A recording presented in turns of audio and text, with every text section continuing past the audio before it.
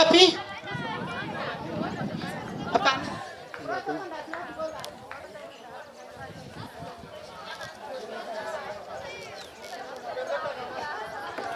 Kila mtu tafadhali achukue position yake.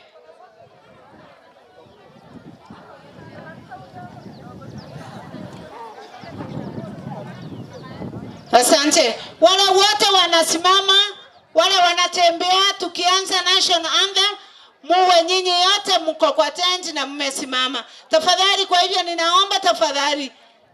Sijui ni kwa nini nafikiria kulikuwa na muro pahari.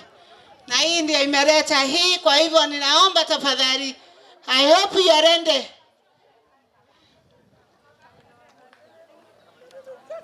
Asante sana. Hii ni siku muhimu kwetu, ni siku tulikuwa tunaombea sisi zote. Ni siku ambaye mtoto anakuja kwetu katika Isiolo County. Ninajua ofisi ya Gender ambayo inaongozwa na sisi wetu na chief officer na party leo anakuja na tulikuwa wapweke, tulikuwa kama orphans, lakini leo tunakuja kucelebrate pamoja. I hope you are ready. Yeah. Thank you. Tusimame kila mtu. Tunaomba tusimame kila mtu, tuanze na kuheshimu Kenya yetu.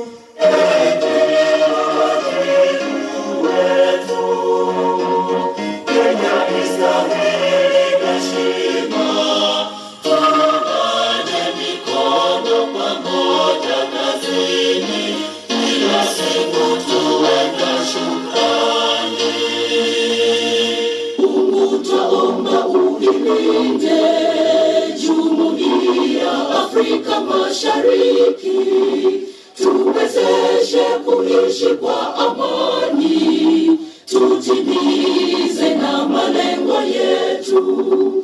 Jumuiya yetu sote tulilinde, tuwajibike, tuimarike. Umoja wetu ni nguzo yetu, idumu jumuiya yetu. Uzalendo pia mshikamano viwe msingi wa umoja wetu, na tulinde uhuru na amani, mila zetu na desturi zetu. Jumuiya yetu sote tulilinde, tuwajibike, tuimarike.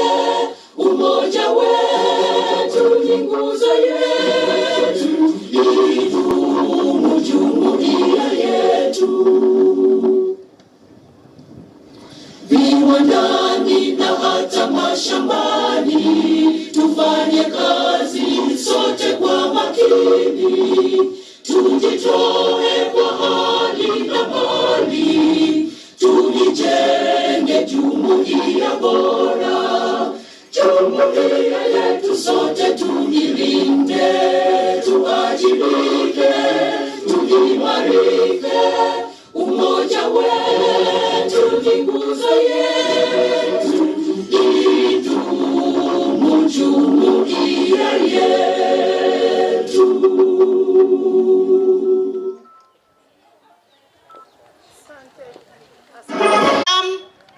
Na baadaye kufunga tutakuwa na Kristo.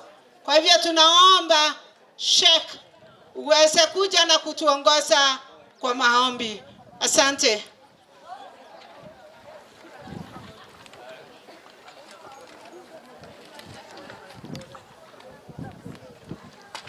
السلام عليكم ورحمة الله تعالى وبركاته.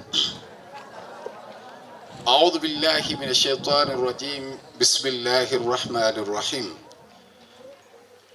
إن الحمد لله نحمده ونستعينه ونستغفره ونعوذ بالله من شرور أنفسنا ومن سيئات أعمالنا. من يهده الله فلا مضل له ومن يضلل فلا هادي له وأشهد أن لا إله إلا الله وحده لا شريك له. Tunashukuru Mwenyezi Mungu Subhanahu wa Ta'ala aliyetujalia sisi kujumuika katika kikao hii tukufu, kikao yenye baraka, kikao yenye tukuzwa, tuko na afya, sisi wote tumejumuika tukiwa na salama katika hii kikao tunaadhimisha Mwenyezi Mungu Subhanahu wa Ta'ala. Shukrani wote ni wako Mola aliyetujalia sisi kujumuika leo hii katika hiki kiwanja kuadhimisha siku muhimu wa leo tarehe 22 Februari mwaka huu, ambapo umetujalia sisi kuwa na policy ambapo inatuhusu sisi wanaume na wake wote. Vile alivyosema Allah Subhanahu wa Ta'ala kwenye Qur'ani tukufu, huwa alladhi khalaqakum min dhakarin wa untha, ni yule Mola wenu aliyewaumba nyinyi katika hali ya umme na uke. Hii ni hali Allah Subhanahu wa Ta'ala ametuweka, na hii ni gender ambapo inatujumuisha sisi pamoja. Na nashukuru wale wamejumuika kwenye kuadhimisha hii mambo na kuweza kutujalia sisi tuwe na kikao kama hii. Basi nikiwa nashukuru Mwenyezi Mungu Subhanahu wa Ta'ala na kumsalia bwana wake Muhammad sallallahu alaihi wasallam, na washukuru wote waliofanya juhudi kuhakikisha kwamba hii jambo leo litafanyika. Nashukuru akiongozwa na His Excellency the Governor wetu Dr. Kuti, ambapo ameshughulika kuweka washikadau wote pamoja, kujumuisha serikali yake, CECs na MCAs na wale watu ambapo wa wizara tofauti kuweza kuadhimisha siku hii muhimu, na katujalia sisi leo tuwe katika kikao kama hii. Basi nawaomba tuombe Mwenyezi Mungu Subhanahu wa Ta'ala atujalie sisi mwanzo nzuri na atujalie sisi mwisho yenye baraka na fanaka, wageni warudi kwao salama bila shida yoyote. Alhamdulillah wa thanau lillah wassalatu wassalamu ala rasulillah. Allahumma hdina fi man hadayt wa afina fi man afayt wa tawallana fi man tawallayt wa barik lana min alkhairi fi ma a'tayt وقنا واصرف عنا شر ما قضيت فإنك تقضي ولا يقضى عليك فإنه لا يذل من واليت ولا يعز من عاديت تباركت ربنا وتعاليت ونستغفرك اللهم من كل ذنب ونتوب إليك وصلى الله على سيدنا محمد وعلى آله وصحبه وسلم. Ewe Mola utupatie sisi amani tuweze kuadhimisha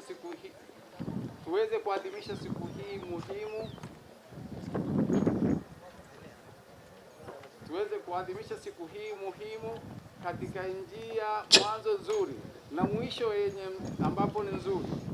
Wajalie waliojumuika hapa fahamu, wajalie waliojumuika katika hii kiwanja na wale ambapo wako katika hii kaunti yetu waweze kufuata maagizo masharia tulizobuni hapa hivi, na walinde haki ya mama na haki ya baba katika kila sekta ambapo watakuwa katika kazi. Wa Allah atuongoze sisi, atupatie sisi fahamu ya kuweza kushughulikiana sisi kwa sisi ili kuadhibisha hii policy ambapo tumeiweka, ama hizi katiba ama kanuni tulizoziweka. Ewe Mola, ni wewe umetujalia sisi kwa afya, ukatujali sisi katika hali uliyotujenga. Kazi yetu ile umetubariki.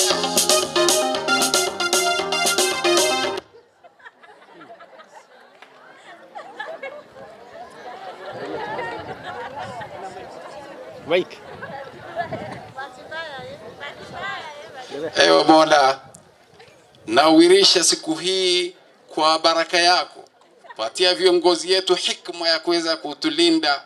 Ongoza hawa katika hii sera, tusikizane na tufuatane katika yale ambapo tuliyosema, na Mungu ajalie kila aliyejumuika hapa, viongozi wa vijana, wakina mama na wazee wetu, waweze kusikizana, tuishi katika hali ya kuheshimu sera hii ya leo na kuongea tukitoka hapa. Ewe Mwenyezi Mungu, tunakushukuru kwa haya yote. Naomba nikisema subhana rabbika rabbil izzati amma yasifun wa salamun ala al-mursalin walhamdulillahi rabbil alamin. Asante, karibuni wote. Asante sana Sheikh. Asante kwa maombi mazuri ambaye iko na baraka.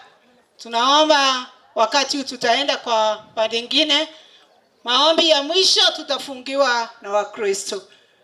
Nini wakati huu mgeni wetu wa heshima, najua siku ya leo kila mtu ndio unasikia hata system inaingia kwa music, kwa sababu ni sherehe ambayo kila mtu anataka kusherekea. Na ninataka kuomba sasa, kwa ruhusa yako tutaweza kaunti omba Waturkana dancers. Turkana dancers, mko tayari? Mko tayari? Kiwanja ni yenu, tafadhali muweze kutuonyesha furaha ambaye mko naye siku ya leo, kwa sababu ya siku ya leo. Turkana dancers, nafasi ni yenu.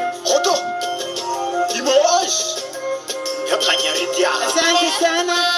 Kila mtu anafurahi kwa sababu ya serikali ya His Excellency Governor.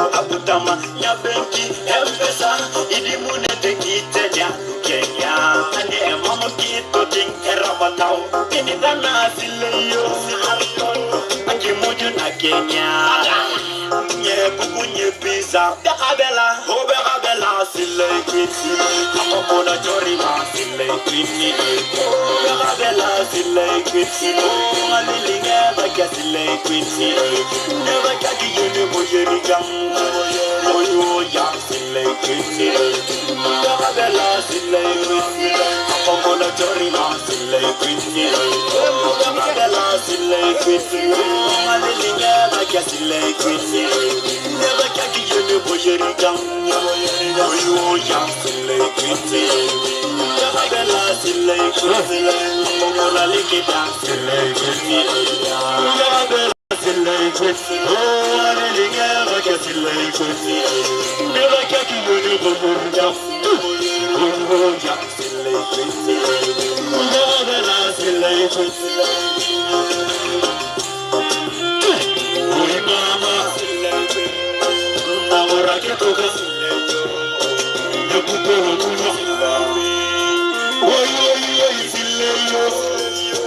Nyamano inakiyo opeche napeniraka etamikama Kijerobo arilinga sile Iketakarete modiya Erikito agero awoniya Endeke ageto gagiya Kijerobo iwebete asile Nangora kituka sileyo Namokuna choima sileyo Nyagutolo muna sileyo Eriamara bekia sileyo Eminano kia sileyo Ekereta bongo peta leliki Nyumoi mama sileyo Nangora kituka sileyo Nyagutolo muna sileyo Bekabela, bekabela sileyo Namokuna choima sileyo Bekabela sileyo Malilinga baka sileyo Never kaki yone boyerika Oyo ya sileyo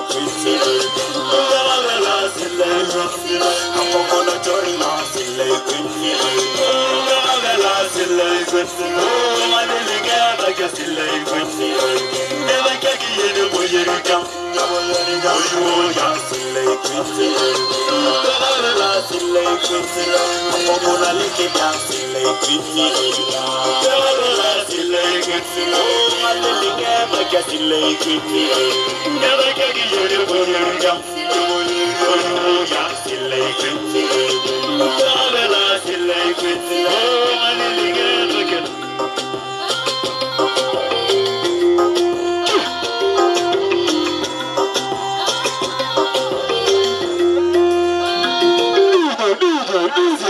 Asante. Tutaita nyinyi tena kwa sababu ya wakati. We appreciate you. Tunakanza. Wapigieni makofi ya furaha tafadhali. Makofi ya furaha. Kweli walikuwa wamejipanga na siku hii yenu. Siku ni yenu. Asante sana. Wakati huu tunataka kuona sky order. Tunawaitanga serikali.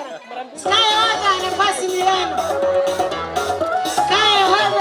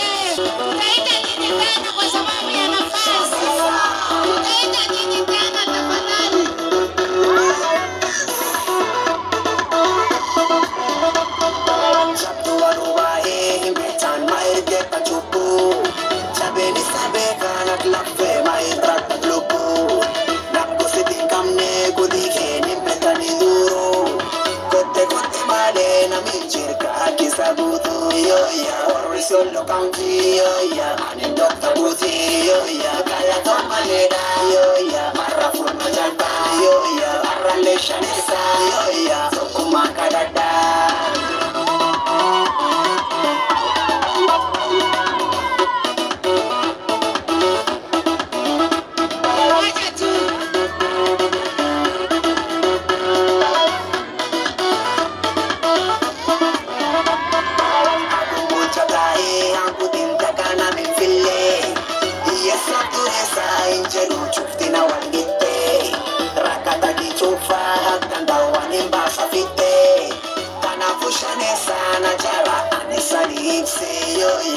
Isiolo County, and Dr. Booty, Kalato Maleda, Marafur Majanta, Arrelation Isa, Sokuma Kadada.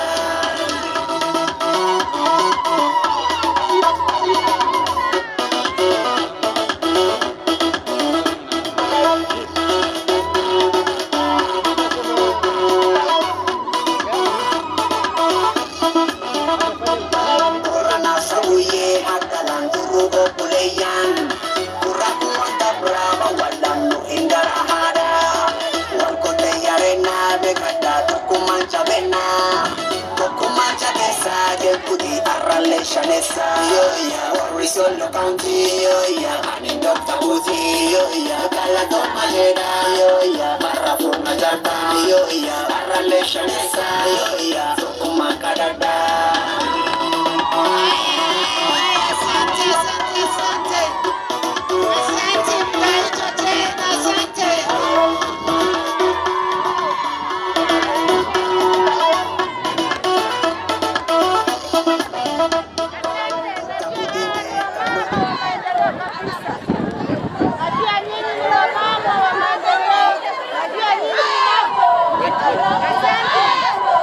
Niwasamburu sasa.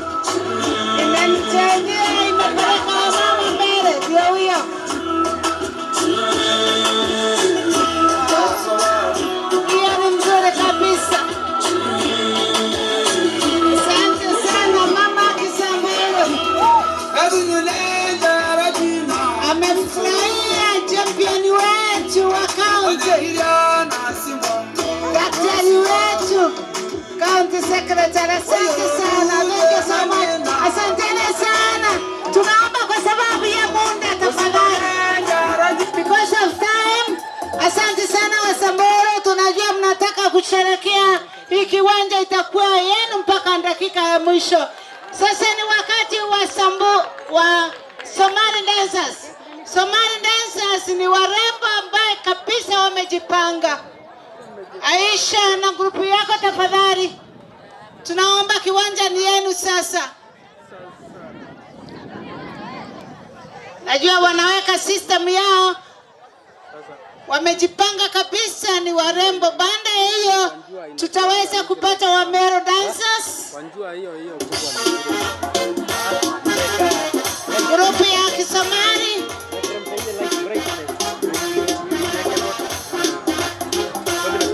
Asante.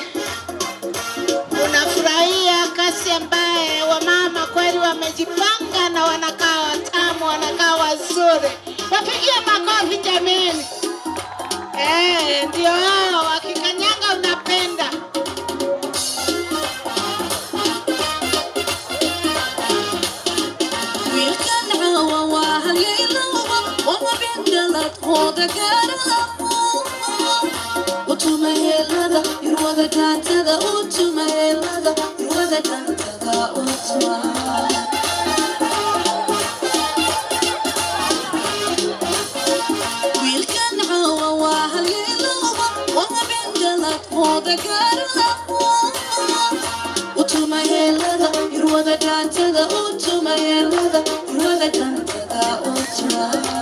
You never get bored with Kabadai Films.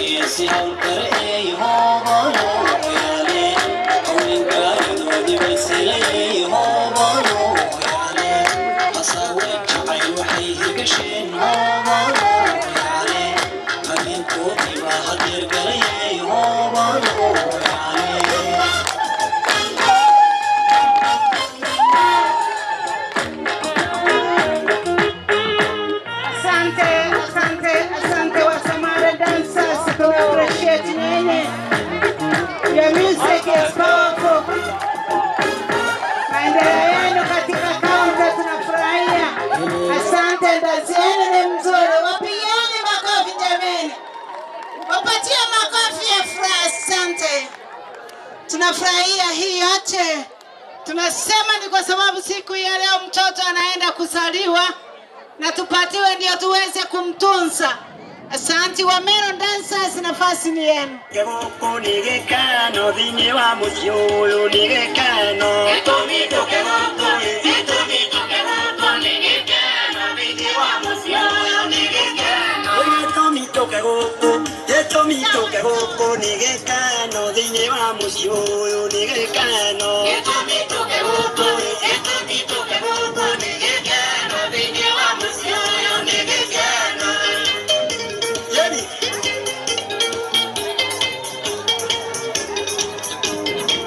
Ageni nĩ mwageithio nĩ mwageithio na ngeithi cia Mwathani nĩ mwageithio. Ageni nĩ mwageithio na ngeithi cia Mwathani nĩ mwageithio. Ageni nĩ mwageithio nĩ mwageithio na ngeithi cia Mwathani nĩ mwageithio. Ageni nĩ mwageithio na ngeithi cia Mwathani nĩ mwageithio.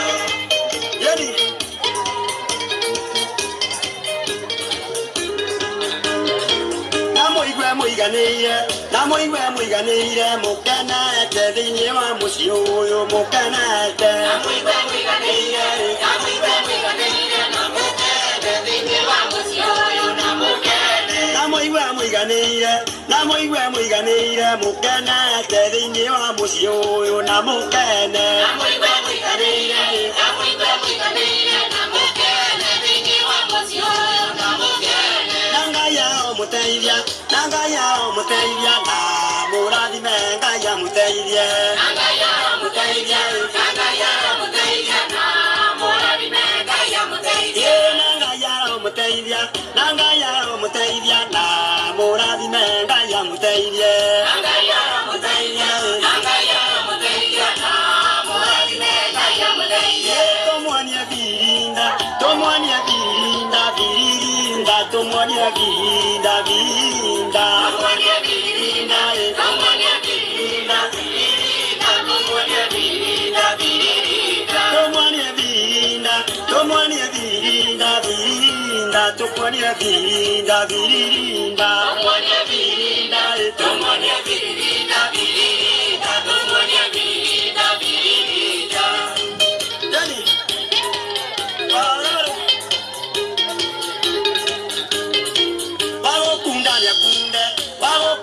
kunde otakundaga ni arubero gatubi otakundaga.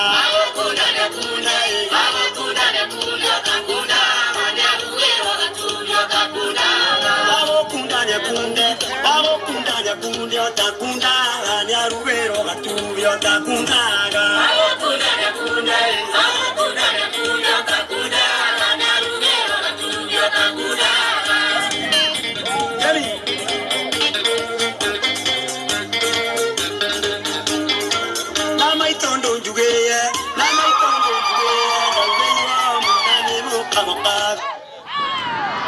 Asante Wamera Nanzasi, najua mnataka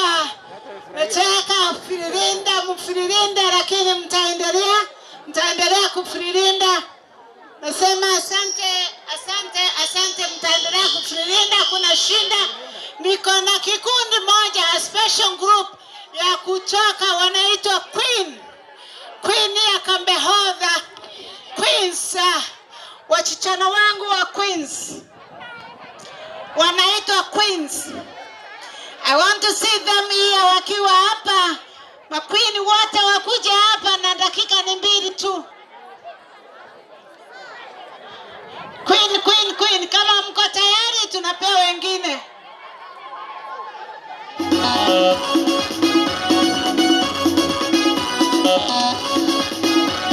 Queens of Kambehodha. Sengutobo Sataneya. Maroni Sarra. Maroni Rakavata. Napsedeta Lalaveya. Seneta Costupa. Nasole del Catuna Tupano. Seneta Costupa. Nasole del Catuna Tupano. Ganshanka Gabrelu. Gapuira Tambeya. No Senga Filaneya.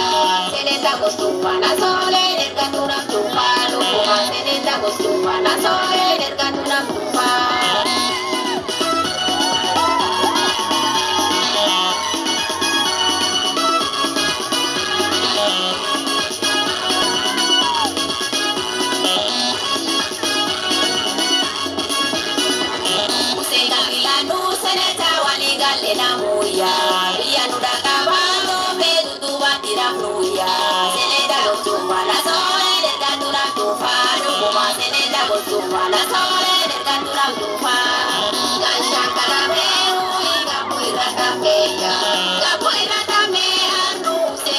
filandeya seneta gustupa nasole nergatuna tupa lukuma seneta gustupa nasole nergatuna tupa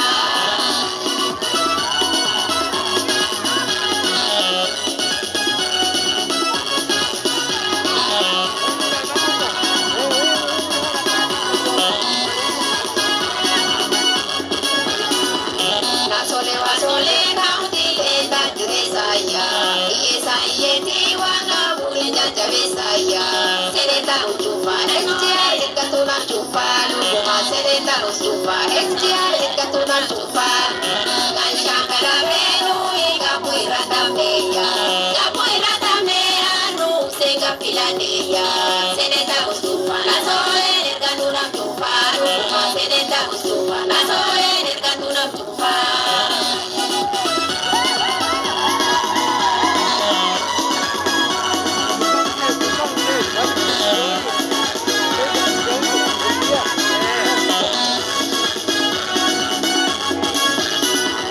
Isiolo County nututi waligale na muya seneta usesilande na tole ekayoya seneta utupa na tole nergatuna tupa lukuma seneta utupa na tole nergatuna tupa kanshakala benu igapuira tameya kapuira tameya nu senga filandeya seneta utupa na tole nergatuna tupa lukuma seneta utupa na tole nergatuna tupa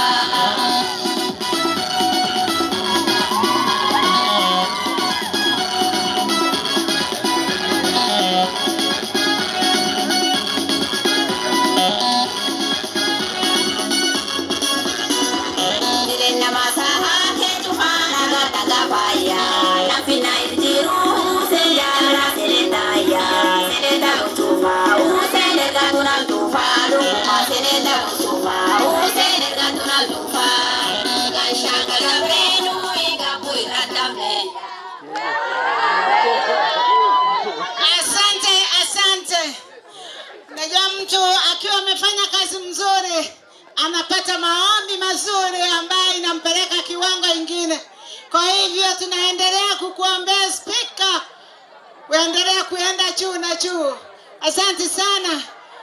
Wakati huu mgeni wetu wa heshima, ninajua umeona wamama, umeona wasee, lakini kuna kikundi moja ambaye ningependa uweze kuona ya artists ambaye kila wakati katika kaunti hii wanatupamba kabisa. Ninaomba wawe tayari kwa sababu naenda kuwaita Moshi Evi Kasongo. Wawe hapa. Moshi Evi Kasongo. Waweze kuona wakiwa wa mwisho. Shikilia kwanza. Isiolo! Nakwambia ni Isiolo artist ndani ya nyumba. Leo tunakuja tukisema amani, si ndio? Amani kote kote, Afrika yote yote. Amani kote Isiolo, dunia yote. Si ndio? Wapi DJ? Atulia maneno. Atulia. Isiolo artists, we stand for peace. Amani kote, Afrika yote. Amani kote Isiolo, dunia yote. Amani kote, Afrika yote. Amani kote Isiolo, dunia yote. Nasema simama, dunia nzima. Asikiza la leo, kile alonifunza mama. Faragana nao, wenye kijaza kikabila. Ati, achana nao, yalaske, achana nao. Warisiolo tena, na watamani. Kerkanjali, Isiolo kendo jaru. Tuimize amani, tuache kuzozana. Tujeshikane, tujenge Isiolo raha. Tuendaneni, tukadurana. Acha tuinde, tufahana. Ukabila, hapana. Tuikendeni, tuinde na mutara. Amani kote, Afrika yote. Amani kote Isiolo, dunia yote. Amani kote, Afrika yote. Amani kote Isiolo, dunia yote.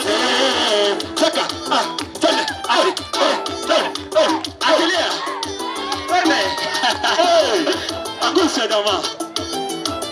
The Isiolo artist.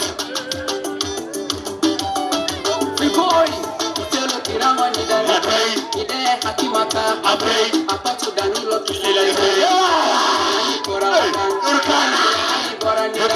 Isoma likani kabila. Aya utu haki silia. Isiolo. Kaora.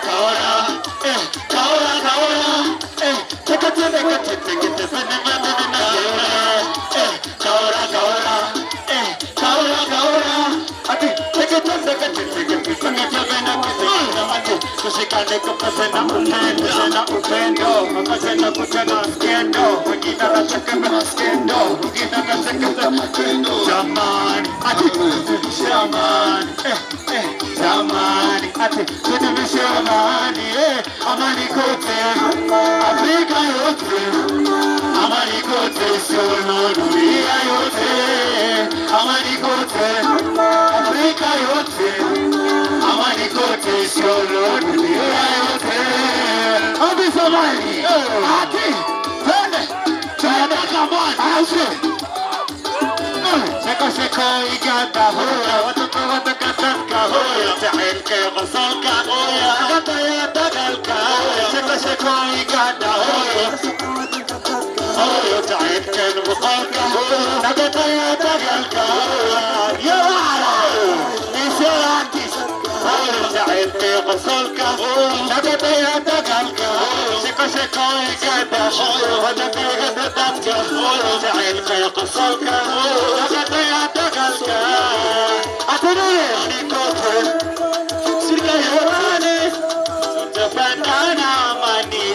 Sawa, amani kote, Afrika yote, amani kote, Isiolo dunia yote. Asante sana.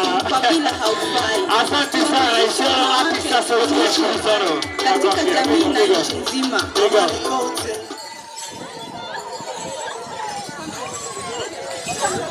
Wow. Wapigia vijana kweli, mnaona umoja ile iko kaunti yetu. Wapigie makofi jameni. Nimekataa, hiyo si makofi, ni kucheza. Sasa ninataka tuweze kuappreciate yoyote amekuja hapa kwa kiwanja akiwa anasema message mzuri ya hii county. Kwa hivyo nataka tuende makofi ile ya Nyayo. Nani anajua Nyayo? Kule alikuwa wakati wa Nyayo, anifuate. 1, 2, 3.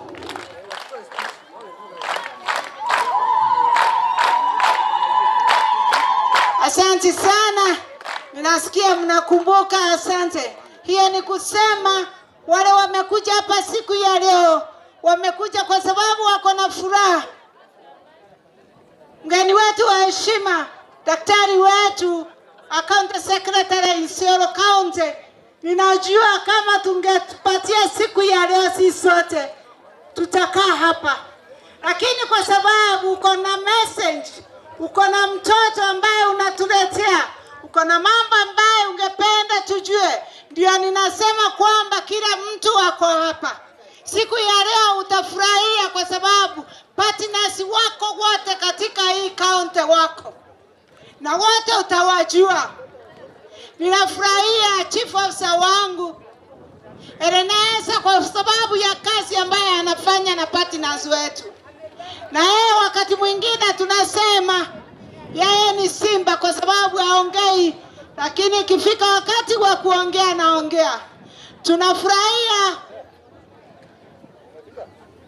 waziri wetu Bwana Daudi kwa sababu ya vile wewe umetupa hatua kubwa ya maendeleo katika kaunti yetu.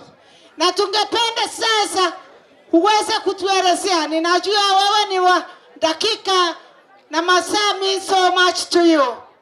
Sasa wakati huu mkinipea ruhusa, taweza kumwalika chief officer wetu Bwana Philip aweze kutupeleka hatua hiyo ingine pamoja, tukitulia na tukiwa pamoja. Mko tayari? Mko tayari? Kwani mumeishiwa? Mko tayari? Kama mko tayari mnipatie makofi matatu ya chief officer wetu Bwana Pidu. 1, 2, 3. 1 1 1 2.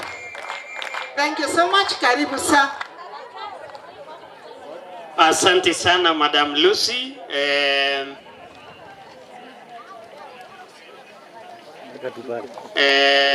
Excellency, our governor, represented by our county secretary, the governor of Isiolo County, Dr. Mohamed Abdi Kuti,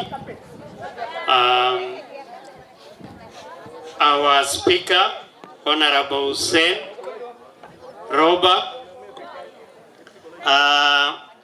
our CEC, Honorable Abdi Daud, our MCS present, our chair of the caucus, Madam Council present here. Thank you so much.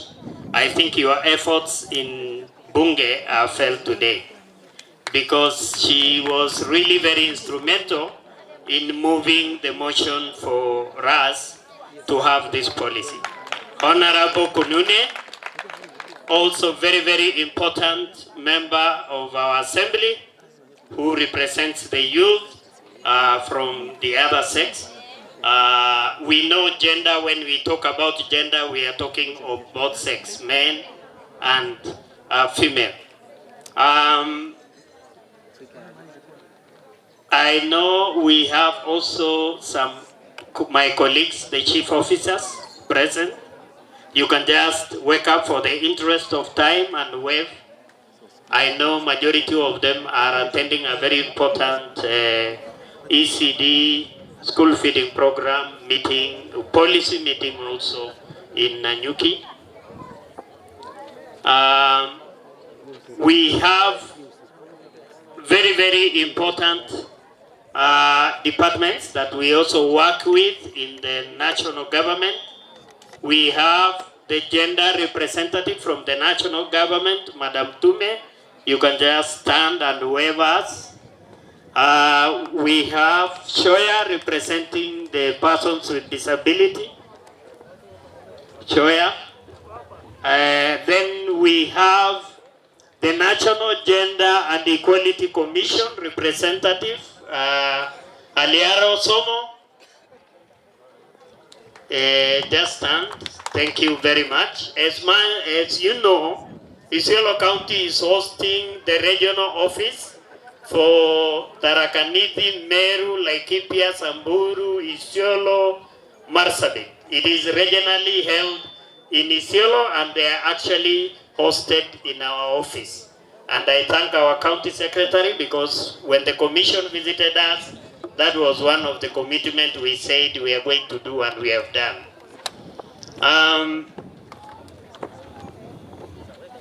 Members of the public, the citizens of Isiolo, amjambo. Amjambo tena. Muko tayari kukaribisha polisi yetu leo? Na mnashukuru viongozi wetu kwa kuja kujumuika na sisi kwa ajili ya siku ya leo. Basi mnasikia vile wananchi wanapenda vile tulifanya na wanafurahia hii policy sana. Wengi wanatuambia hii policy ni ya kina mama lakini ni jinsia yote. Tukiongea mambo ya gender hatubagui, ni ya jinsia yote. Basi hii policy yangali kuwa vizuri ama hatungeweza kuitengeneza bila utaalamu wa NGOs wetu ama CSOs ambayo walitusupport sana, bila pia efforts ya department yetu, our technical people. We really recognize your efforts. You spent sleepless nights working to produce a draft, which in the end we were able to take to our cabinet, and the cabinet managed to pass it, and then we took it to the assembly, and then the assembly also passed it.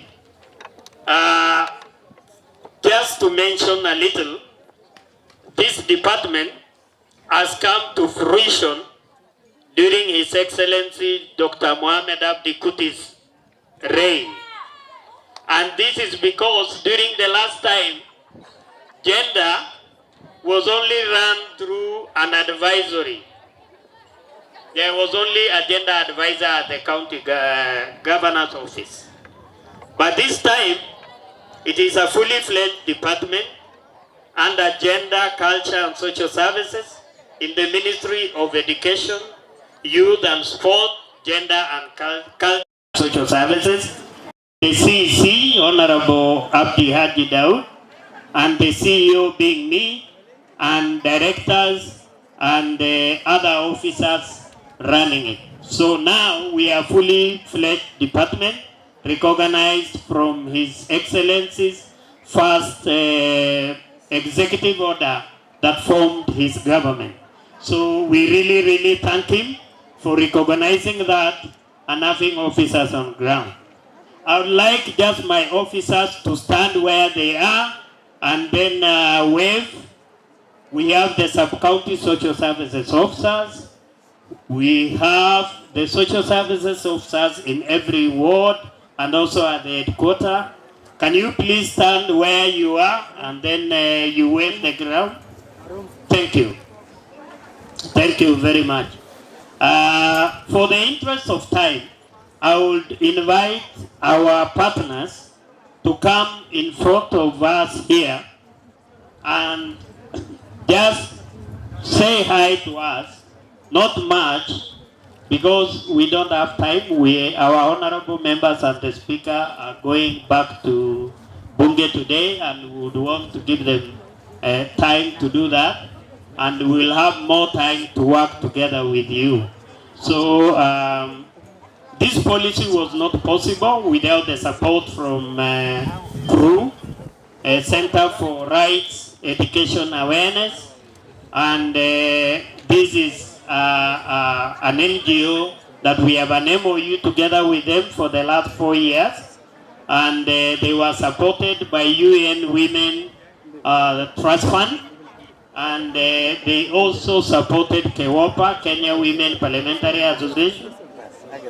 So can I call Madam Wangesh Washira to come in front? Then can I call Masi Mwangi? And then we have USAID LMS, our brother Simon. And then we have USAID Nawiri.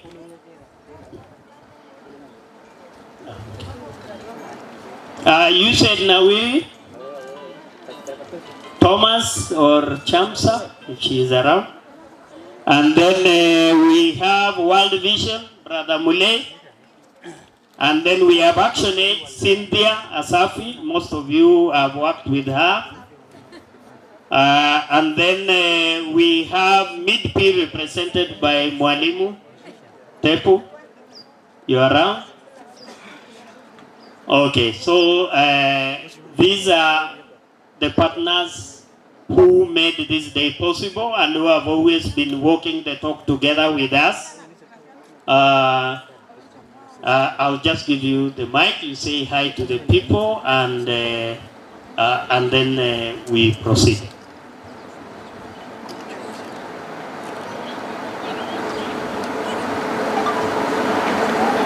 Okay, good afternoon. Habari ya mchana. Kwa majina naitwa Ibrahim Kabelo, mimi ni program manager wa Mid-P. Kwa hivyo nimepewa dakika 2 yangu. Kwanza nashukuru county government kwa ile kazi ambayo wamefanya, sana sana upande ya legislation. Sisi kama CSOs tunafuatilia policies mingi, sana sana upande ya mambo ya disaster, climate change, mambo ya gender. Tunafuatilia sana mpaka tunahakikisha serikali pia wamepitiza hizo sheria. Na tunashukuru serikali kila wakati tukiwaita wako tayari kusupport, na sisi pia kwa sababu county government mlango ikiwa wazi, sisi pia tunafungua mlango yetu na tunafanya kazi na wao. Yangu ni mambo ya saya implementation. Ndio tumepitiza policy, disaster policy iko in place, climate change ile ambayo tunafuatilia iko in place na implementation inaendelea, na hii agenda pia iko hapa. Kwa hivyo naomba serikali, tumepitiza saa hii, lakini tuwe tuna implement hizi policies ambazo tumeipitiza. Hiyo ndio kitu muhimu. Ndio tumeinvest a lot of resources to ensure this policy has been adopted, but the implementation part of it is something which we need to ensure also at the county level. The other request is on, there is this act we have been passed before, inaitwa Youth, Women and Person with Disability Act ambayo ilipitizwa. Na county government wame allocate some funds ya youth, ya women na person with disability, na kuna process ambazo zilikuwa zimedelay. Kwa hivyo tunaomba serikali zile act ambazo tumepitiza, zile sheria ambazo tumeipitiza, tuweke na regulation yake vile inatakikana. Mahali kuna gaps sisi tuko tayari kusupport. Kwa hivyo mahali kuna gaps, partners wako tukae pamoja, tushirikiane na tuhakikishe mahali ya kuimplement tuweze kuimplement. Na hizo grants kidogo ambazo tuna allocate kwa policies, wamama waweze kupata, youth waweze kupata ile grants kidogo county wanaweka, na hivyo wale wa disability pia waweze kupata zile grants kidogo ambazo county wanaweka. Kwa hivyo tunaomba county pia wajikaze upande ya kuimplement hizi legislation ambayo tumeipitiza. Asanteni.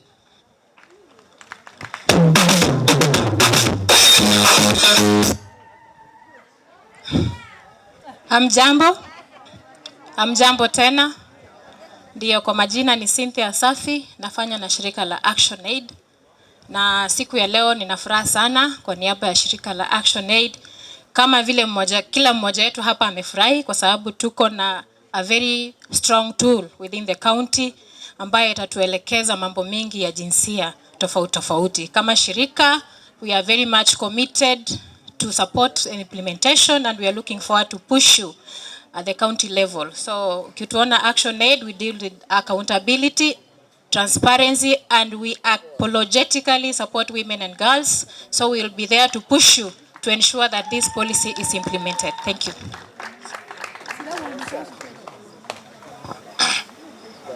Through our chief guest, Dr. Ahmed, our county secretary, and all the other guests, na wananchi, hamjambo. Hamjambo tena. My name is, kwa majina naitwa Michael Mulei. I work for All Vision as a cluster manager. Na today is a great joy for me as a person, and also for us as an organization, kuona Isiolo County being the fifth ama the fourth? The sixth, yeah, the sixth county to pass this gender policy. And personally, I'm very proud to be working in Isiolo, kwa sababu any area of legislation where policies are being mentioned, where policies are being formulated, where policies are being developed, you are finding Isiolo County taking the lead. And we really appreciate the county government of Isiolo for that effort. Issues of gender. Our programming is not complete without including issues of gender as an organization. And just as this policy is anchored on SDG number 5, our programming is also anchored on SDG number 5, where our programs are not complete without including issues of ending violence against women and girls, ending any form of discrimination against women and girls, and ensuring that there is meaningful participation of women and girls in all programs, both private and public. And for sure, as Cabello has said, for us, we are here together with the county government, not only to make sure that this policy is implemented, but also to contribute towards its implementation.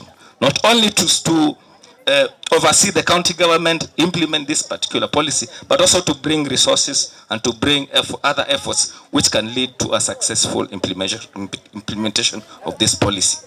Just as the chief officer has said that they have had a 4-year MOU with the crew, we are also going to engage the office of the county secretary to also develop a long-term MOU, not only on issues of gender, but also on other issues which are which as an organization we are contributing to, but currently we do not have agreements or framework agreements with the county government to implement the same. So Bwana Chief, count our support throughout the process of implementation and any other opportunities that we are going to have to make gender issues better for this county. Asanteni sana and God bless you all.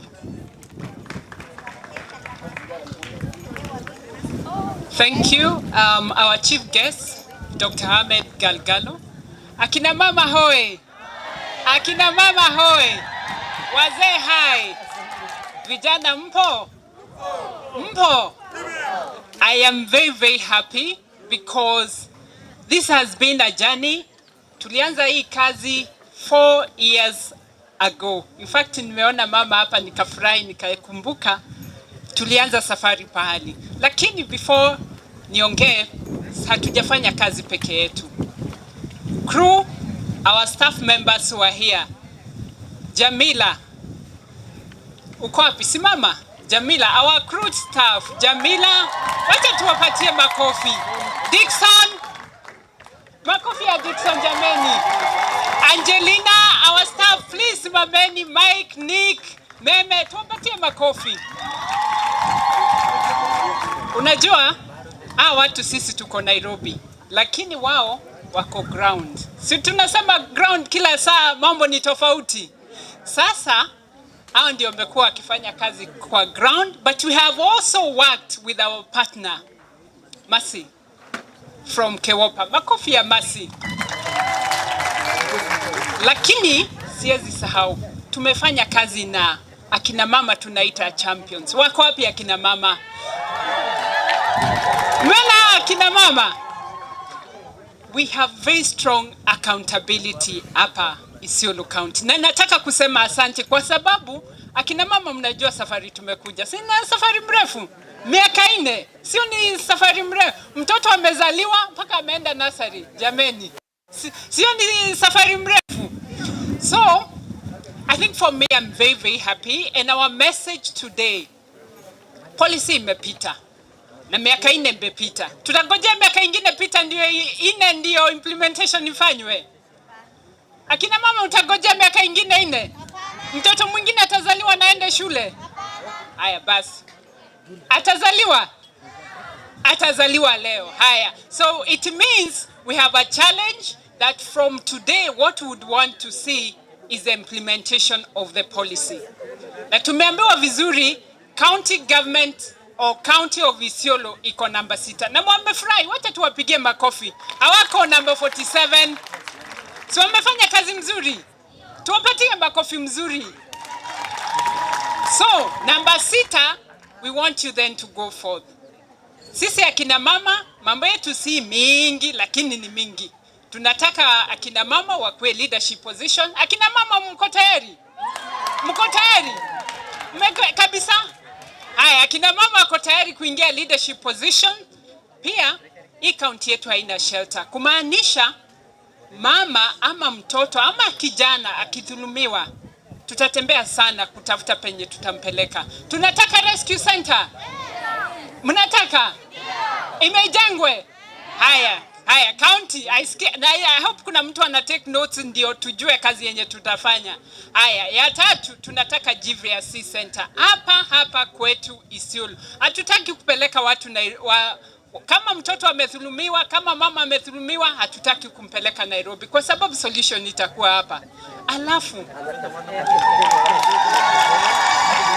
Haya, umesikia kina mama amefurahi. So we are challenging the county government that this is the day the baby has been born. Let's not tusiache mtoto hapa.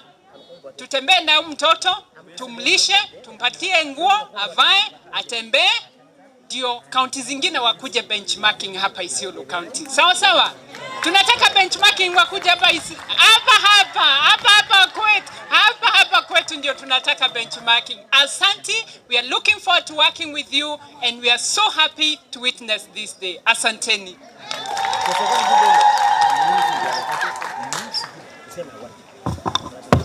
Yeah, thank you. Good afternoon. My name is Simon Muli. I work for Livestock Market Systems Activity implemented by SCDI Voca and supported by the US Agency for International Development. Nataka kuchukua nafasi hii ni washukuru nyote ambao wamewezesha hii policy kufika mahali imeweza kufika. Nikisema ya kwamba kama shirika tunafanya kazi ya policy katika kaunti kadha wa kadha kwa upande huu wa Kenya. Nikishukuru county government ya Isiolo kwa kuwezesha jambo kama hili. Nikitaka kusema ya kwamba ikiwa kuna member of CEC na MCA ako hapa, ni baadhi ya wale ambao ningetaka kuwashukuru zaidi, kwa sababu tunapofanya kazi ya policy kuna baadhi ya sehemu ambapo policy huwa inakwama, na tunataka kuwashukuru walio hapa, tukimshukuru nafikiri speaker wa member of county assembly kwa kuwezesha policy kama hii kupita. Nikisema ya kwamba jambo kama gender policy ukiona ya kwamba imepitishwa katika kaunti hili, ni kudhihirisha ya kwamba kaunti iko na haja ya kufanya kazi na njia zote, na hilo ni jambo ambalo tunapaswa tuwape viongozi wa kaunti hili eko kwa kuwezesha jambo kama hili kufika na kuonyesha kwamba wako na uwezo na wanataka kufanya kazi na wote. Nikisema ya kwamba, nikimalizia, mahali ambapo hakuna policy ambazo zimeweza kupitishwa, huwa tunajaribu kushangaa ni jinsi gani ambao wananchi wa kawaida wataweza kupata huduma ambazo wanapaswa kupata. Zote tunaelewa ya kwamba mahali ambapo hakuna policy, hata treasury inakuwa na changamoto kutenga hela ya kuwezesha maendeleo kama haya. Na ni jambo la kufurahia siku ya leo kuona policy kama hii ikifika mahali ipo.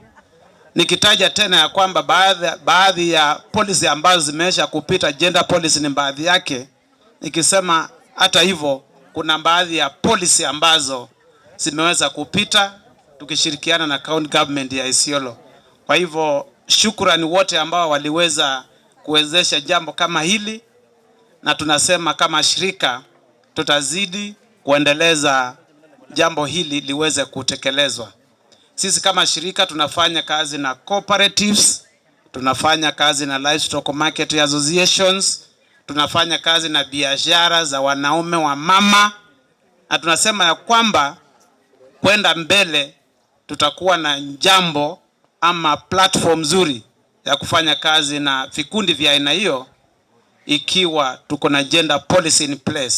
Kwa hivyo asante sana kwa wale ambao waliweza kushiriki kupitisha hii policy, nikisema ya kwamba tutashiriki tena kuweza kuendeleza kuimplement hii policy hapa Isiolo. Asante sana.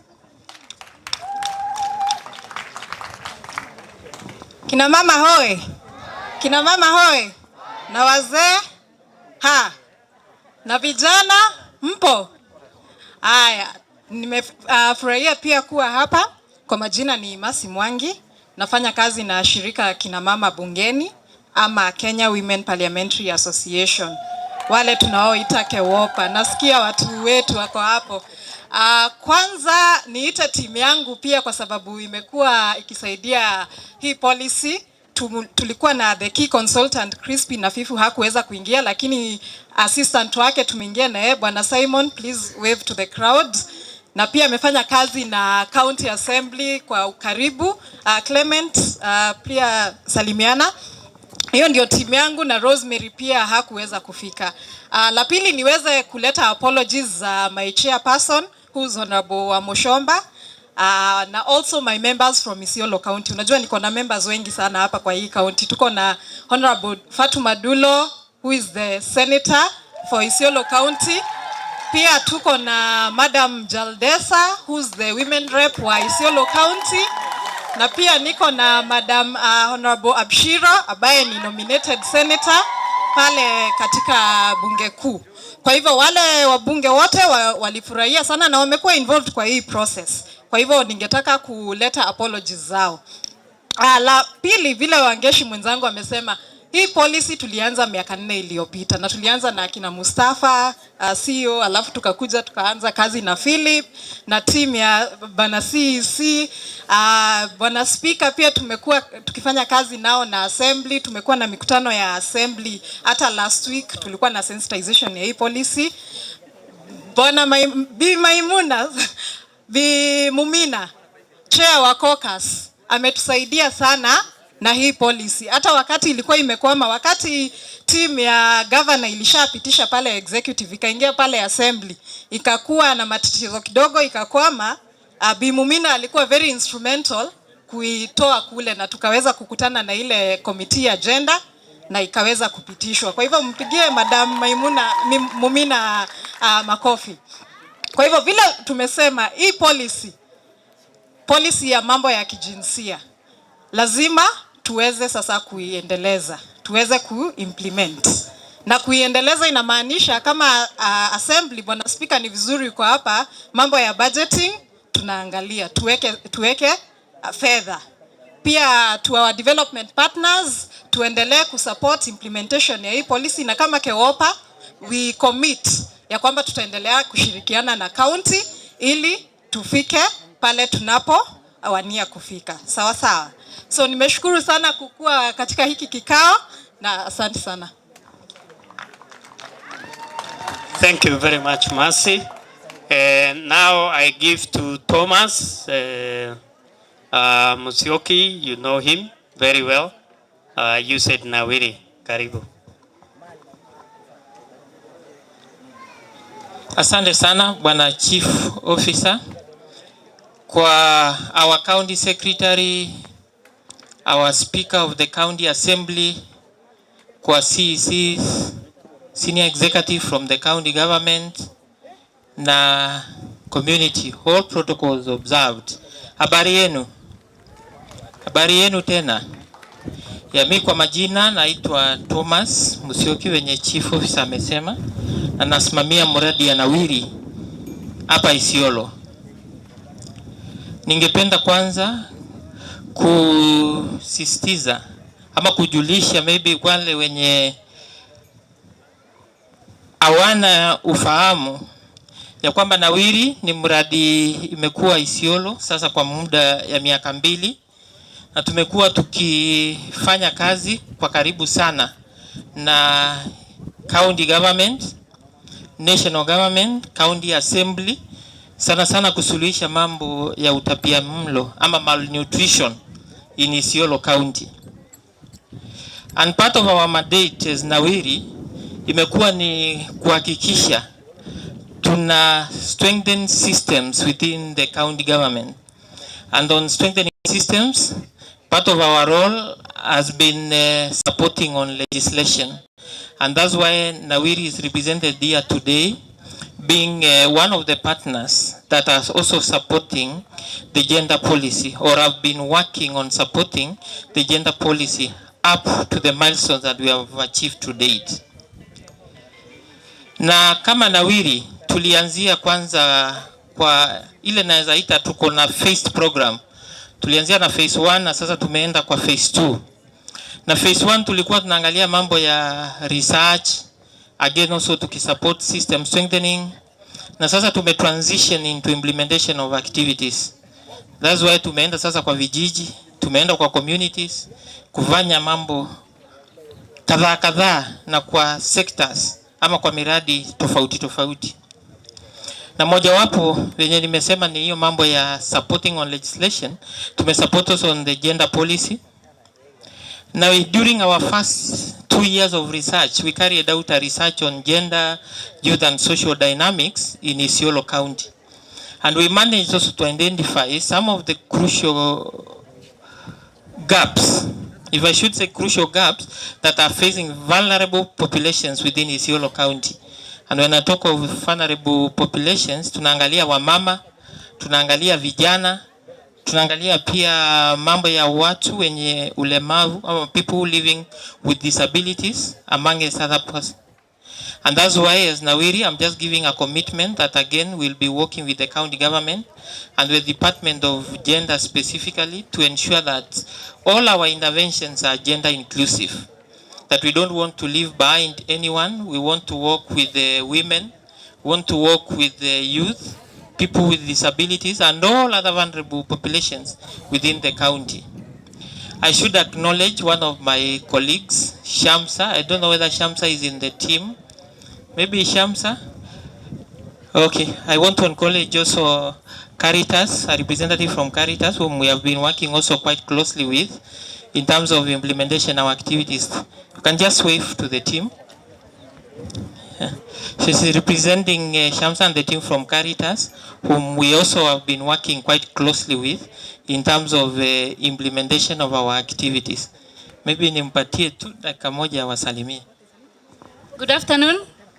Kwa majina naitwa Yubo Ali na ninafurahi sana kwa hapa siku ya leo, na ninashukuru pia county kwa sababu wamekuwa msaada na tumefanya kazi na wao. Lengo letu kuu ni kupunguza utapiamlo ama ni kumaliza kabisa ishe. So mtatusaidia, county wamekuwa msaada na tutafanya kazi na kila mtu hapa. Tunashukuru. Thank you. Asante sana Yubo. So asanteni sana pia kwa kujumuika leo kwa hii nafasi kubwa, na tunashukuru sisi kama Nawiri kuwa tumetambulika na county, kuwa tumefanya kazi mstari ya mbele na communities na pia county government. Asanteni sana. Okay, you can. Yeah. Thanks so much. Basi hao ndio wadau wetu ambao tunafanya kazi nao mbalimbali. Sasa kwa ajili ya muda nafikiri nitampa waziri wangu ili aweze kuendelea na ratiba, alafu tuendelee na program. Karibu waziri. Asante sana Bwana Chief Officer. County Secretary is representing the Governor, Speaker of the County Assembly of Isiolo, MCS, wananchi wa Isiolo. Assalamu alaikum. Kwa majina naitwa Abdinasir. For the interest of time, kwanza nataka kushukuru Mwenyezi Mungu Subhanahu wa Ta'ala kwa kutupatia nafasi ya kuwa hapa leo. Hatukuja kwa uwezo wetu. Ya pili nataka niwashukuru the organizers of this program who happen to be our partners. I want to thank you in a very, very special way, which I cannot even justify it or it cannot be quantified. But what I want to say is that we have a very good appreciation for you. Kindly keep the mantle burning. Thirdly, I want to appreciate my officers, led by the Chief Officer.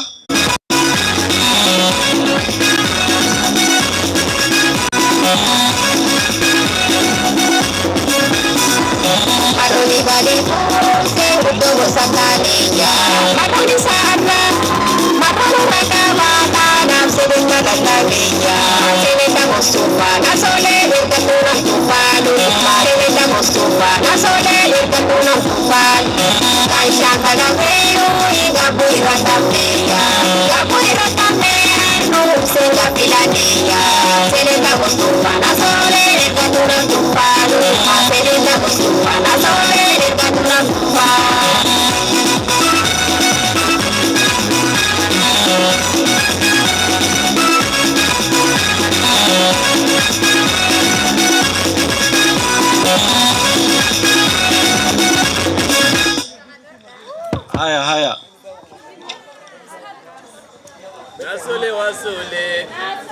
County Secretary who is representing the governor.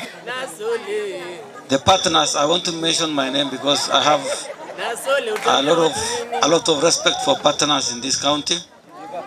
Action Aid, World Vision, Mid-P, USID, Crew, Cooper, USID. I'll talk about you later.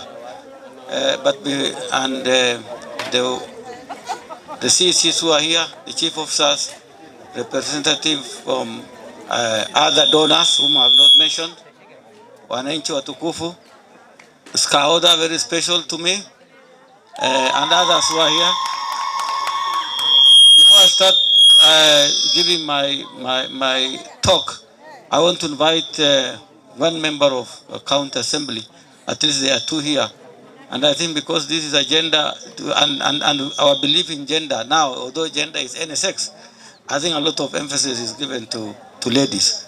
So I want to invite Madam Mumina, who had been very active in in bringing gender issues to the assembly, to say hi to you. Only 2 minutes, eh? Don't campaign, eh? Yeah.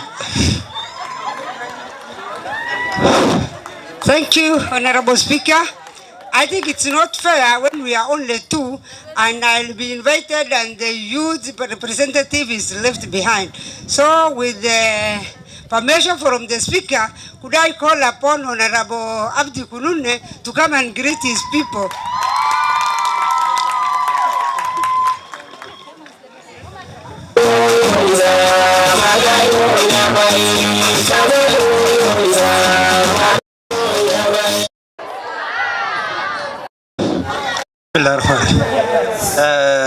County Secretary, who is representing Honorable Governor, Honorable Speaker with me, Member of County Assembly, Honorable Mumina, the partners and all the protocol staff.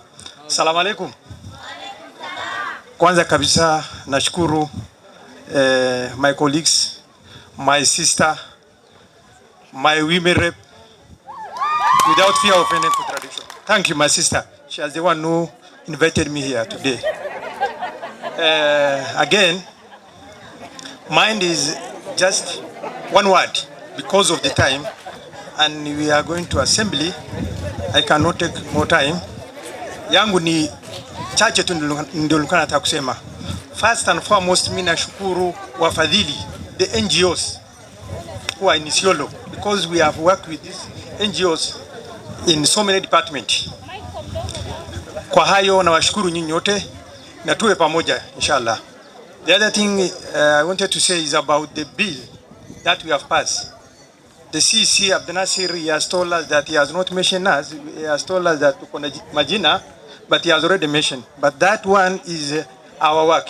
Hiyo ni kazi yetu. Our work is three: the oversight, representation, and legislation. This legislation is what we are here today. We have passed the bill, so many bills, especially that one of the youth, gender, people with disability bill. I'm representing youth in Isiolo County Assembly. Before us, there's nothing like a youth, gender, people with disability bill, and people know. Wakati tulikuja ndio wakajua kumbe youth naye kuna watu wana represent youth. As my colleagues called Somaya, tulikuwa champion sana upande ya youth. Tulikuwa tunasukuma sana. So most of the sometimes hata si watu wangefuata kusema hii. Lakini the very important thing, County Secretary, you are here today, the implementation. We have played our part as the Isiolo County Assembly. We have passed the bill. The regulation is there. The act, we have passed the act, the regulation tumepitiza. Lakini the reason we have allocated for them the youth, 80 million youth, gender, people with the disability bill for 2 years, the decade of 2 years.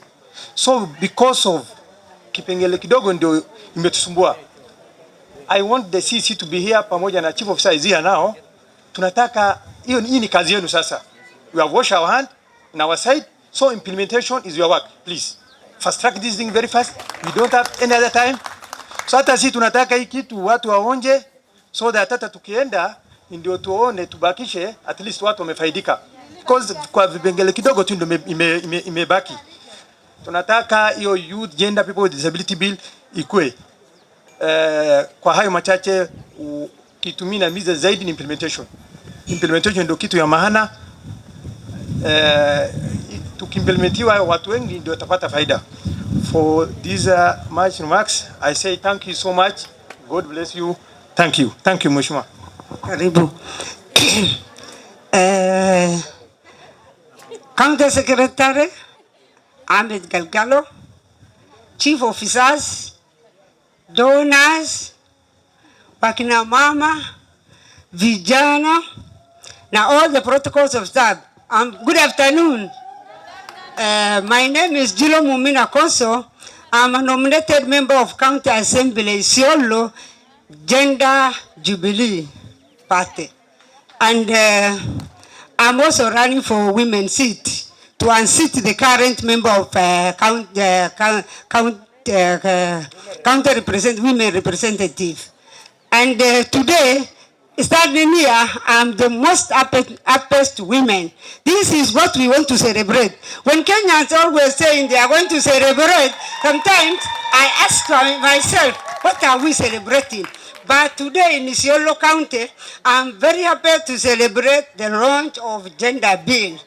And I also thank the donors, especially the crew, Kiopa, and the rest, Nawiri and others, for their effort to bring the gender bill to reality. And I also thank the Constitution of Kenya, the revolution, and the NGOs for also devolving their services up to the county level. Thank you very much. At the national level, tell them that we are very happy with the organization who have devolved their services such that we have got these important bills, several bills, including the climate, gender, water, than the rest. Actually, they have pushed us a lot. And I thank also the county government of Isiolo for partnering with all the NGOs. We are making effort, inclusive effort to work together, which has now materialized issues like these policies, the laws. Without forgetting, without thanking all of us, all of you, men and women, for also partnering together to make sure that things are going the way they are going. And today, I'm standing here as also member of County Assembly, also aspiring for women grade, that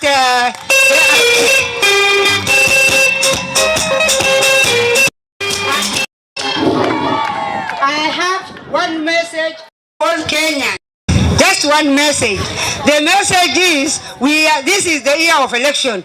I'm asking our youth to observe peace. I'm asking the youth to observe peace. I'm also asking the people of Isiolo and the whole country to choose between handshake and handout. Which one do you want? You want an handshake from Azimio la Umoja or the handout from UDA? Which one do you want? Azimio. Azimio. So we don't want handout, we want handshake. Thank you very much. And to finish, I only say one thing. I'm running on a bus ticket, the Devolution Empowerment Party ticket. If I said bus, you said power. Bus. Bus. Bus. Power.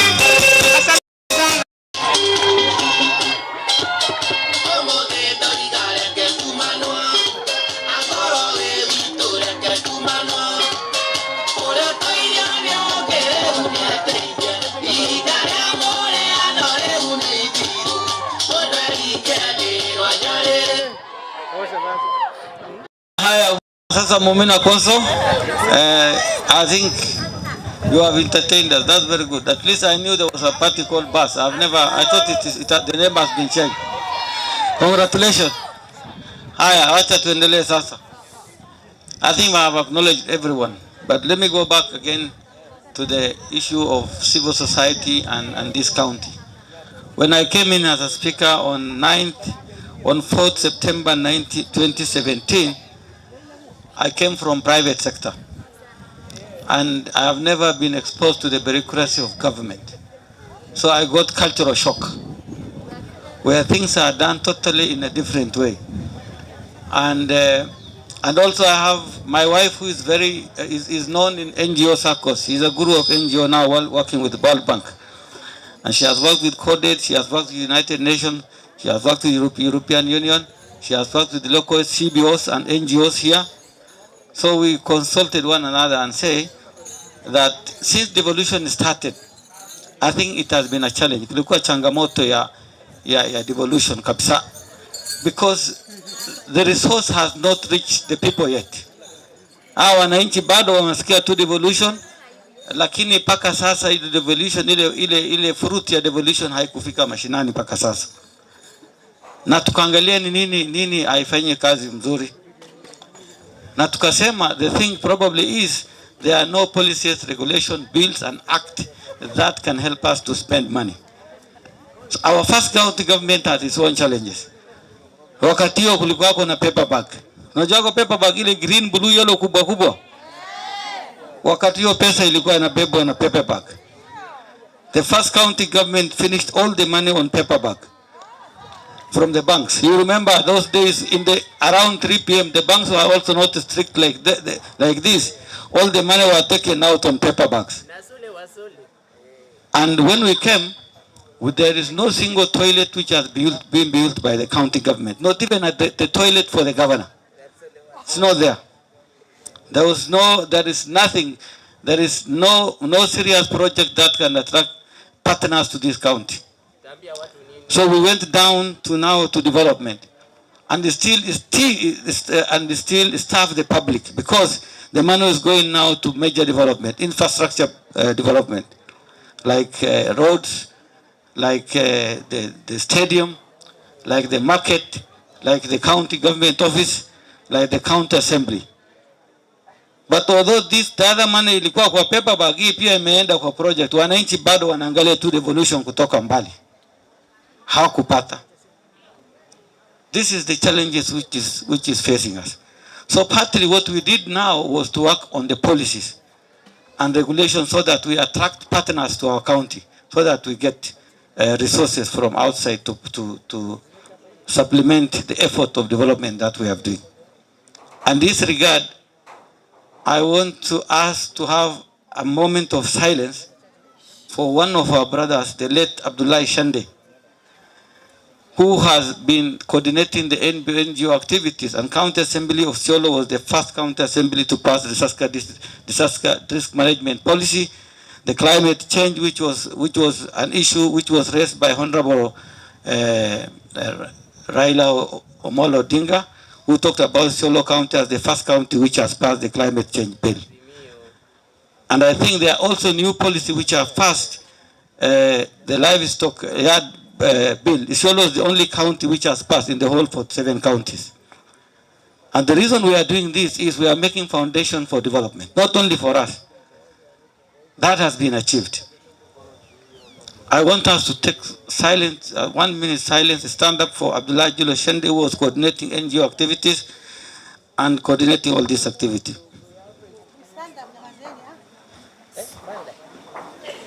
Moment of silence.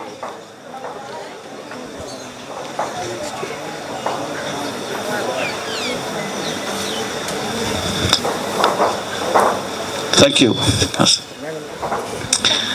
When we passed the disaster risk management policy and the climate change, one of the things we got was a donor funding for the water project. Now the county government has sunk over 15 boreholes in this county. This came through these policies. It is for this reason that I think the implementation of these policies, if these are implemented, now we have finished the major project. In my own estimation, tutabaki kitu kama 0.8 billion to complete the other project. If we cannot do it, then the next governor may spend not more than 0.8 billion in completing those projects. Now, the devolution, I think, will be enjoyed from the next county government.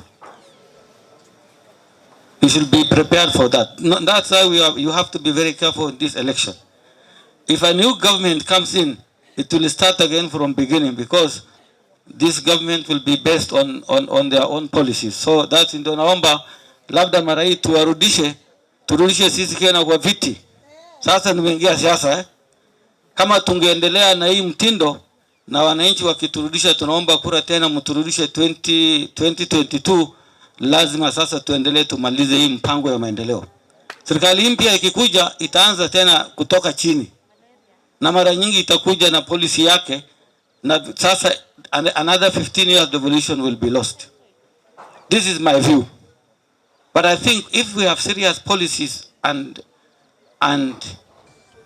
these policies are implemented, even the next government, if any of it will lose, at least they have a basis where they are going to work on. I think now we want hawa wananchi wanasikia tu devolution kwa hewa, labda wanaalikwa tu wakati kitu kama yuko. They are still poorer than even before devolution come. And to this effect, the CEC finance, please note that the gender policy regulation has not been implemented because it has not been signed by the Speaker and the Governor, as we are speaking here. So I've just talked to the clerk. When I go back from here, I'm going to sign the policy, and the County Secretary can forward it to the Governor, so that before we leave, before 27 March, when the real politics start, then that money is requested at least distributed to wananchi, so that hii jua leo wamepata waje wa enjoy. So this is my take on this, and it is possible. The regulation is already done. I'm going to sign it today. I'll pass it over to the Governor. So next requisition, that 18 million must be circulating to these people. Then my last remarks. I again go back to the partners. We really appreciate your support, and I think we have taken ownership of the funding that we are getting. Now the hospital is enjoying funding from Danida. The UNICEF has now again given us more years on matters nutrition. You continue with that spirit, but I think there's lack of coordination in the civil society again after Shande.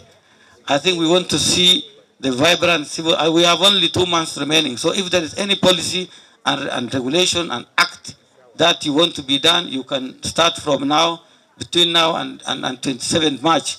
We'll be able to do them on time. We have very good MCAs to do that. And I think the minister was fearing about Dabasa, as we know, because we have Dabasa nyingi, na imesaidia wananchi. And the role of parliament all over is working with the county government to achieve. The Senate has never rejected any bill from Uhuru Kenyatta. Parliament has never rejected any bill from Uhuru Kenyatta. They don't expect us to reject bill from Dr. Kuti also. It is the same assembly. And that is why we are trying to see this. And because probably they think we have not fought the governor. Because mara nyingi wakati ilikuwa pesa ya paper bag, kupigana ni rahisi kwa mnapigania hiyo pesa. Saizi hakuna kitu ya kupigania. So kwa hiyo hayo machache, I will be very happy if the gender money will be released in the next CC, in the next request with COB, and I will check on it to make sure that money is released to the public. At least we enjoy kidogo. Kila siku wanaimbia sisi hapa wanaenda bila. Sawa?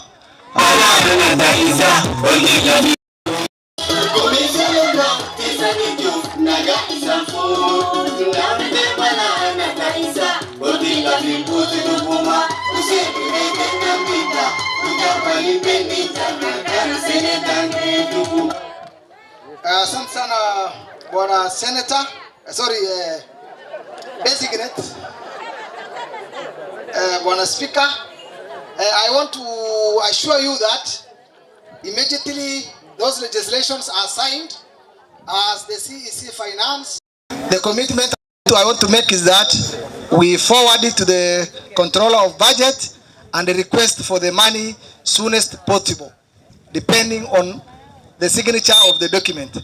With those, it's now my pleasure and honor to invite the County Secretary, Dr. Ahmed Galgalo, aka Abasamile.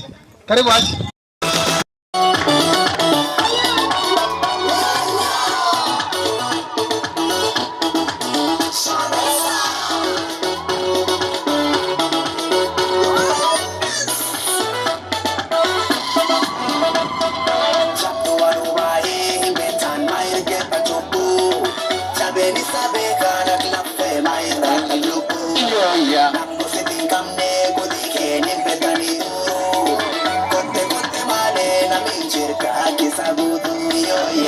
Isiolo County, and Dr. Kuti, Kala Tomaleda, Marafuna Janta, Aralesha Desa, Sokuma Kadada.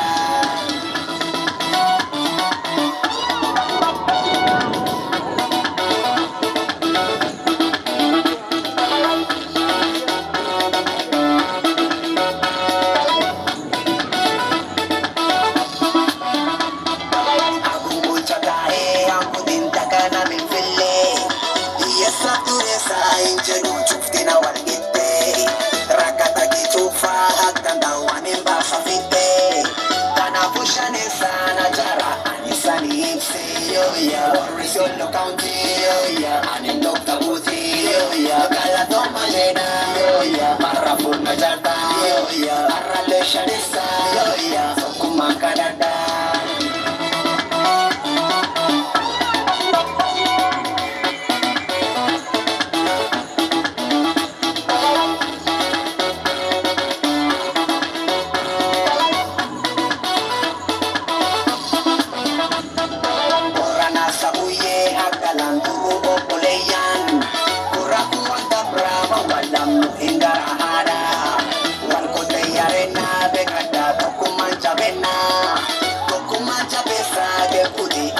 Shanesa yo Isiolo County yo anin Dr. Buti yo kala toma leda yo marafuna jata yo arale shanesa yo kumakadada.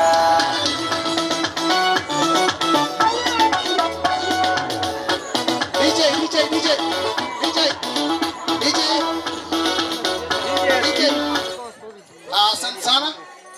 You are welcome.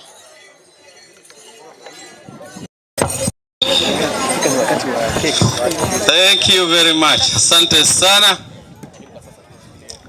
Bwana Speaker of Isiolo County Assembly, Bwana Hussein Roba, members of the County Assembly who are present, Mheshimiwa Mumina and my friend Mheshimiwa Kunune, CCs who are here, Chief Officers, Directors, members of staff of the County Government of Isiolo who are here, members of the public, partners who are here, and everybody who are here, distinguished guests, ladies and gentlemen, hamujambo, salamu alaikum, habari zenu. Very good, asante sana. Kwanza kabisa nataka kuchukua fursa hii kushukuru sana wale wameweza kupanga hii mpangilio ya siku ya leo ambaye tunakuja ku-launch gender policy wa county wa Isiolo, especially the Department of Culture, Gender and Social Service ikiongozwa na Bwana CC Abdinasir na Chief Officer Bwana Philip na sema na mastaffs wote wale wamekuwa wale wako wamefanya kazi, na sema wamefanya kazi mzuri, na shukuru sana kwa kazi hiyo. Ya pili, mimi nataka kushukuru our partners, our friends, especially nataja majina zao hapa. Crew wako hapa, hebu msimame mpigiwe makofi tafadhali. Hawa wamesimama na sisi katika hii safari na wamefanya kazi mzuri. Kewopa wako hapa, very good, pigeni hawa makofi, wamefanya kazi ya maana sana. LMS wako, very good, pigia hawa makofi, wamefanya kazi mzuri. USAID Nawiri ko, very good, wakina Thomas naona huko, wapigie makofi tafadhali. World Vision, yes, very good, pigia hawa makofi. Action Aid Kenya, pigia hawa makofi, very good. Mid-P, very good, ndio hawa sasa. Mimi nataja hawa marafiki wetu kwa sababu tulianza hii kazi na hawa mwaka 4 imepita. Wakati tu tuliingia kwa serikali, tumeanza hii kazi na hawa, wametusukuma, tumetembea na hawa, wameweka rasilimali yao hapa, na hii document mnaona hapa si document ambao watu wawili wamekaa wakatengeneza. Imepitia process mrefu. Consultant wamekuja, wamekaa, wamechukua maoni, wameangalia katiba yetu, wameangalia international treaties and laws, wameangalia kila ile sheria ile iko yote, na wamefanya participation wamepitia kila mahali. So ndio iweze kufika siku ya leo. That's why imechukua mwaka 4, kwa sababu mtu anaweza shangaa hii document kidogo inachukua mwaka 4 namna gani. Lakini ile taratibu imepitia sio mchezo, na tuko na hakika hii itaweza kufanyia watu wa Isiolo kazi, kwa sababu imechambuliwa kabisa na wataalam na imeangaliwa mzuri, na ile sheria itatoka hapa ndani itakuwa sheria ambayo itakuja kusaidia watu wa Isiolo. Kwa hivyo I want to say good job well done. And I also want to thank our county assembly, kwa sababu hawa pia waliweza kupitisha hii sheria, waliweza kupitisha hii policy, na tunaongojea sasa pia wapitishe sheria ambayo ya gender. Kwa hivyo nashukuru sana also our county assembly for good job. Jamani, leo His Excellency Governor ndio angefaa ku launch hii policy, kwa sababu ni kazi yake. Hii ni dream yake. Hii ni dream yake, lakini hakuwa anajisikia mzuri, ndio amenituma siku ya leo kuweza ku represent ye hapa katika hii launching. Lakini iko speech kidogo ametengeneza nisome kwa niaba yake. Kwa hivyo mtaniruhusu kidogo nisome speech yake ndio muweze kuona kupata fikira yake pia regarding this day. Asanteni. Gender policy launch. Gender equality is a crucial to achieving and accelerating sustainable development everywhere. Kenya commitment to addressing gender equality and equity in social, cultural, economic and political sphere can be traced across the international and regional convention, treaties and protocols which are rightly reflected and protected in Article 2, Sub-Article 6 of the Kenyan Constitution of Kenya 2010, which provide that any treaty or convention ratified by Kenya shall form part of the law of Kenya under the Constitution. The Kenya Constitution 2010 set out the normative framework for realization of gender equality throughout all sectors, as well as providing for corrective affirmative action measures based on historical injustice. On the foregoing basis, the Constitution affirms the observance, respect, protection, and promotion of human rights and fundamental freedom of women, men, youth, children, and people with disability and marginalized groups. There has been demonstrable effort across national government aimed at promoting gender mainstreaming in policies, budget, programs, processes, and work. Such effort can be encapsulated into respective policy and programmatic initiative, such as Sessional Paper number 02 of 2019 on National Policy on Gender and Development, which envisioned a just, fair, and transformed society, free from gender-based discrimination in all spheres of life and life practice. Sessional Paper number 2 of 2006 on Gender Equity and Development, Economic Recovery Strategy of 2003-2007, Vision 2030, Social Pillar, Establishment of National Gender and Equality Commission to promote gender equality and freedom from discrimination for all people in Kenya, with focus on women, children, youth, and persons with disability, and various gender responsive policy initiatives, including the Adolescents Reproductive Health and Development Policy and Plan of Action, Sexual Offense Act of number 3 of 2006, Protection Against Domestic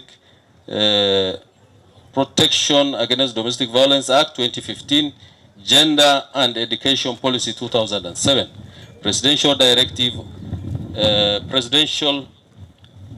on Affirmative Action, National Policy for abandonment of FGM. Most recently, the government established various initiatives that have advanced women and youth empowerment, as well as working toward gender equality.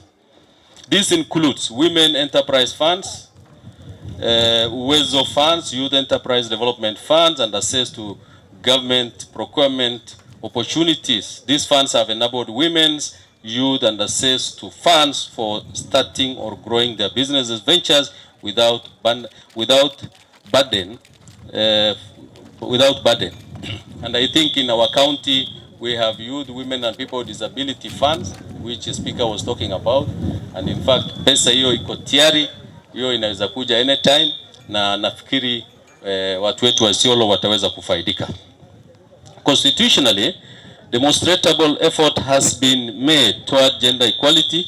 To this end, the introduction of two-thirds gender rule to specifically create room for inclusion of women in leadership space was laudable development. However, several administrative and legislative challenges to the realization of this provision is still bound. Isiolo County recognizes the absence of county gender policy, which could be a recipe for exclusion and a targeted approach to development initiative. That is why Isiolo County government took the initiative together with partners and be able to develop the gender policy which we are launching today. It is therefore imperative that for a balanced, objective and collective implementation of the CIDP and enjoyment of the shared outcome be premised on an elaborate and strategic gender policy.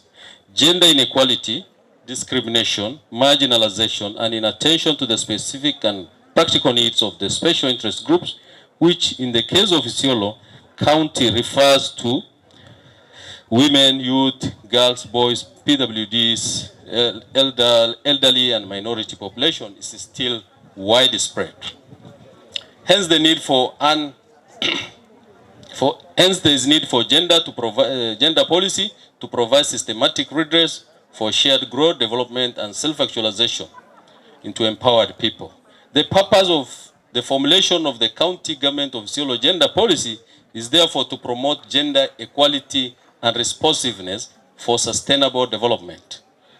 The policy aimed at achieving equality of opportunities and outcome with respect to access, use, and control of county resources, facilities, and services, and equality of treatment that meet the specific and distinct need of different categories of both gender.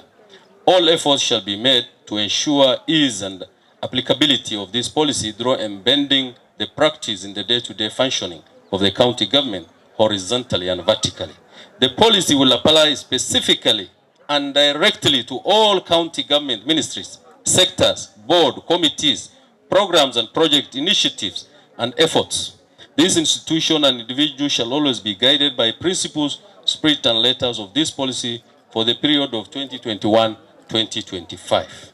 And the governor just highlighted how the government is represented, and the government is actually observant to one-third rule of the Constitution. That is, for instance, in the appointment of public service, he observed that the CEC are 6 and 4 are men, 2 are women. Chief officers 18, 12 men, 6 women. Ward administrators 10, 8 men, 6 women.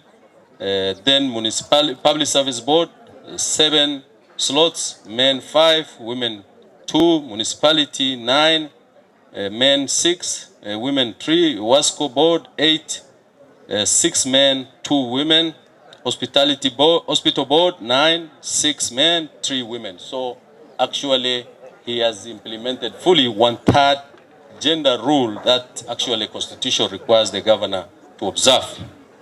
Achievement. He had made sure that the governor has made sure that he has established the Department of Gender, that is Culture and Social Services, with CEC and Chief Officer. And he has adequately staffed with 19 new staffs, which were recently recruited, 1 director for culture, who is also in charge of gender, and then 3 sub-county social service officers, 50 ward level social service officers, of which 5 will be based at the headquarters. The development of Isiolo County Gender Policy is one of the major developments which we are actually witnessing today. The development of Gender, Culture and Social Service Charter, which has happened.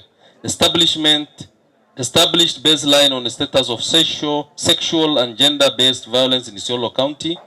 Coordinating and hosting the 10th edition of Desert Wheel Race, and this one we have been observing it annually every year. facilitated county para-volley team to participate in international tournament in Mombasa, hosting National Gender and Equality Commission Regional Office, awarding certificates of recognition as county runners-up on champion for issues of gender, coordinating and hosting National Culture Day with national government. Hosted the national event on marking the International Day of Zero Tolerance for FGM, marked international event on gender including 16 days of activism and 2 weeks time. So all those ones are the achievement the county government of Isiolo have really made. So ladies and gentlemen, that is the end of the speech of the governor.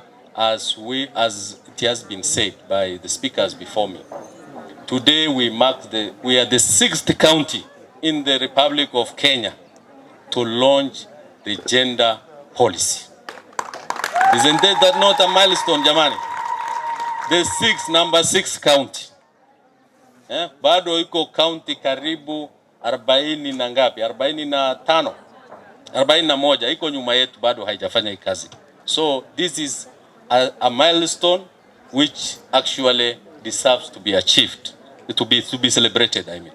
So ladies and gentlemen, another issue I also want to share with you is that in fact this county government, in terms of major development project you have seen for yourself, but soft developments, that is now the act, the policies, the regulations and those kind of things. In fact, what we have done is something which you cannot believe if today we bring it out. It's a lot. And in fact, Bwana Speaker, it is important one day we get a day with the people of Isiolo and we show them what we have done in terms of coming up with policies, in terms of coming up with regulation, in terms of coming up with laws. We have done a lot, in fact. So today, this government actually, I don't think whether there is any gap in terms of legislation. If there is any, there are those which are in the pipeline coming, right? So we have done a lot. So in fact, as the governor put it, as the speaker put it, any government now which can come in after this one will just have a comfortable place of not struggling with putting legislation in place or big development in place, but is only empowering the citizen. Period. Hakuna kazi ingine imebaki. Hakuna kazi ingine. Kazi ni empowerment tu sasa. Na in fact mukitupea nafasi ya pili sasa tukirudi mara hii, we'll just be focusing on empowering now the poor and the vulnerables in the society. That is the only agenda ambayo imebaki. Kwa sababu upande ya maendeleo kubwa sasa tumemaliza. Upande ya legislation tumemaliza. Sasa ile imebaki ni moja tu sasa, ni empowerment. Sasa hiyo ndio ile fruit of devolution speaker anasema, ambaye hamujaonja sasa mutaonja kutoka ile term inakuja. Kwa hayo machache, wacha mimi nimalizie hapo, jua imewaka sana. Na sasa wacha turudi kwa launch ya policy. Kwa hayo machache nasema asanteni sana, nashukuru, Mungu awabariki. Wana sisi wapi sisi? Kidogo tu, hatujamaliza kazi bado jamani.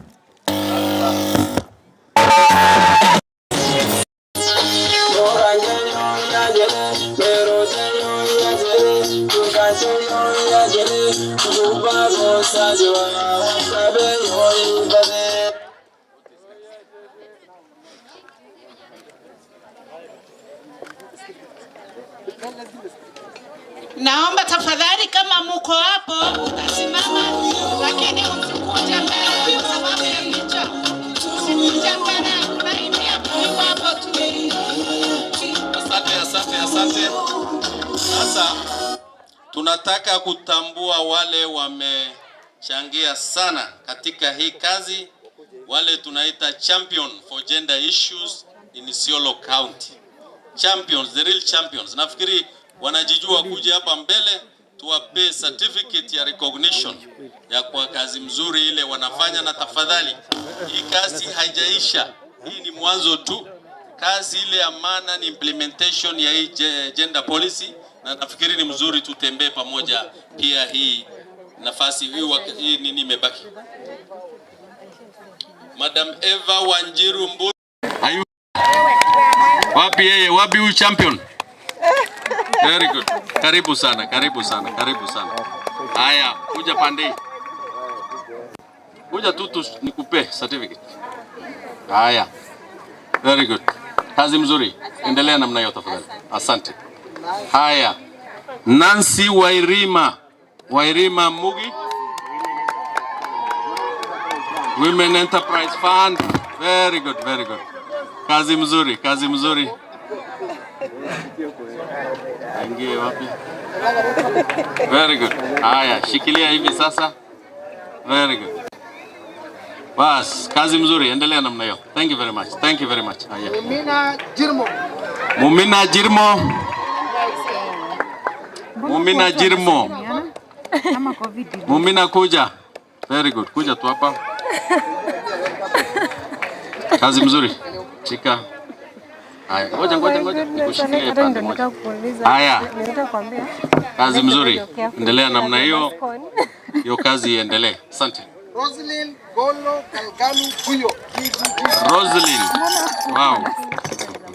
Karibu. Asante baba. Haya, shikilia. Very good. Kazi mzuri. Endelea namna hiyo. Shinaz Jaldesa. Shinaz. Upitie upande please. Watu waingilie huko. Kuja tu Shinaz. Kuja tu. The rest waingilie huko. Kwa nini? Hivyo. Afadhali. Shinaz. Babu. Shinaz. Kazi mzuri. Serikali imetambua wewe. Endelea namna hiyo. Sawa jamani. Anab Kasim. Another champion. Wapi Anab? Wakiwa na Zaituna Fulai.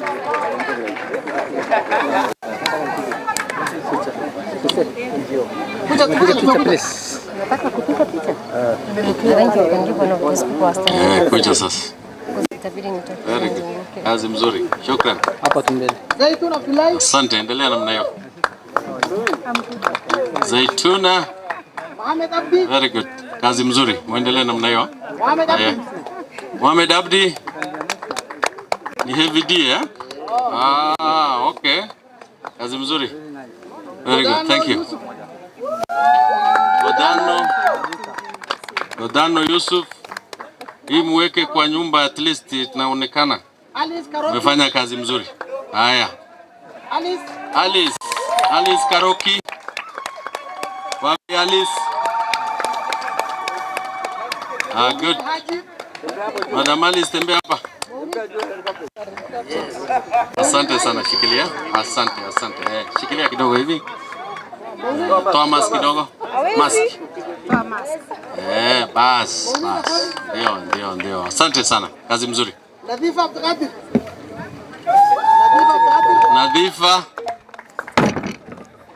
Abdikadir, kazi mzuri. Asante. Diba Guyo. Wapi Diba? Haya, tamchukulia eh? Very good. Sawa. Very good. Aisha. Wow, Aisha. Very good job. Asante sana. Geni ye shot moja mzuri. Weke kwa frame jamani. Asante. Maulid Haji. Nsericho eh? Kwa kazi. Very good. Asante sana. Very good job. Those are our champions ya gender.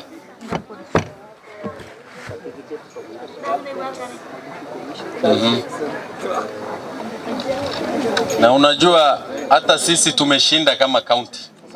Tumekuwa number 2. Butu some. Thank you so much, Bwana County Secretary, the CEC, Gender, the Chief Officer, staff of the Department of Gender, all protocols of staff, ladies and gentlemen. Amjambo. Watu wa Isiolo amjambo. Kwa hivyo pia mimi nimekuja hapa. Nimeona Bwana County Secretary amewapea watu wengi sana. Lakini pia tuko hapa kama tume ya usawa na haki, National Gender Equality Commission, tunapeana certificate of recognition to Isiolo County. Isiolo County is among the selected 13 counties. Tuko na kaunti ngapi Kenya? Ngapi? Kwa hivyo ni 13 tu ndio wamepata hii recognition yetu. That means 34 hawakufaulu bado, sio? Wanajikakamua. Kwa hivyo Isiolo is among them for promoting exemplary service, promoting equality and inclusion of special interest groups. Equality and inclusion of special interest groups. Special interest group ni gani? Ni ile kundi ambao disadvantaged groups hapo awali, lakini kwa sasa Isiolo County imejaribu kupromote. Hawa ni children, women, youth, the elderly, PWDs, minority and marginalized. Unaelewa? Nyinyi ni gani? Mko kwa minority? Mko? Warana wako? Sasa the Isiolo County government have done a lot in ensuring that there is inclusivity in all aspects of these persons we are talking about, the SIGs. So in a special way, I will want to present this gift I was to present it to the county government of Isiolo through the governor, and it was signed by Dr. Joyce Mutinda, PhD. I think the county secretary knows her, because when we came here, in a special way, we asked for space, and they gave us the office. And the person we met was the county secretary. We are really appreciating that. So on behalf of the chairperson, we really appreciate your consideration to give us the office space so that we can work here. This is the regional office serving 6 counties, actually. Marsabit, Samburu, Meru, Laikipia, and Tharaka-Nithi. So we are privileged to be hosted by Isiolo County Government Office. That is, the people who vetted this is not only the NGCP persons, but the National Council for Persons with Disability, Center for Rights Education Awareness, the CREW, State Department for Gender, and Indigenous Livestock Enhancement Partners, ILEPA. So if there is any of those who I mentioned, I would want them to come forward, kindly. NCPWD, do you have the county director here? Choya? CREW representative? You are one of the veterans, thank you so much. ILEPA, Indigenous Livestock Enhancement Partners. State Department for Gender, do you have the director here? Tume, I think I saw here. So, in a special way, we want to present this certificate of recognition to the county government through the county secretary and the CEC as well. Thank you so much.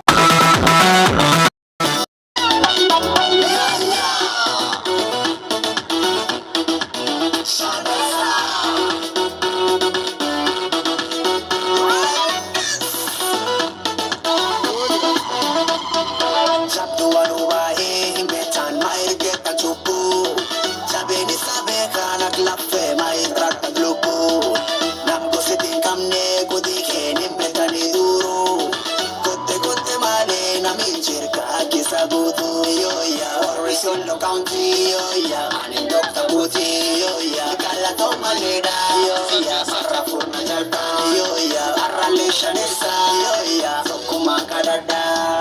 Asante. Nafikiri hii award ni moja tu. Kama serikali ya county, ile award kama serikali tumepata ni 3. Tarehe 5 tunaenda kusherehekea hiyo awards Mombasa. Ile 3 tumepata, nafikiri watu wa media ni mzuri. Ngoja tu kwanza nimalize. Kwanza, donor coordination, the best county in Kenya ni Isiolo. Pigeni. Number 2, cohesion and peace promotion. Watu kukaa pamoja kama jamii moja, kila kabila imewekwa pamoja, and that is good leadership of His Excellency the Governor. Hiyo tuko number 1 Kenya mzima. Human resource management. That was also tumepata kikombe. So tumepata kikombe ngapi? 3. Bado ngoja sasa ingine. Halafu ingine ingine Governor amepata kikombe ya Peace Champion in Kenya. The whole country Peace Champion. Tunaenda kusherehekea tarehe 5 huko Mombasa. Ya pili, iko officers wa serikali ya county pia wameweza kupata zawadi pia vile vile, kama Mustafa Kuntulo aliweza kushinda yake ya donor coordination. Tutana alikuwa the best chief officer ya Isiolo County. Mwongera ameweza kushinda, and obviously also county secretary of Isiolo, the chairman of the county secretaries in Kenya, akawa the best in Kenya. Sasa makofi kwa vijana.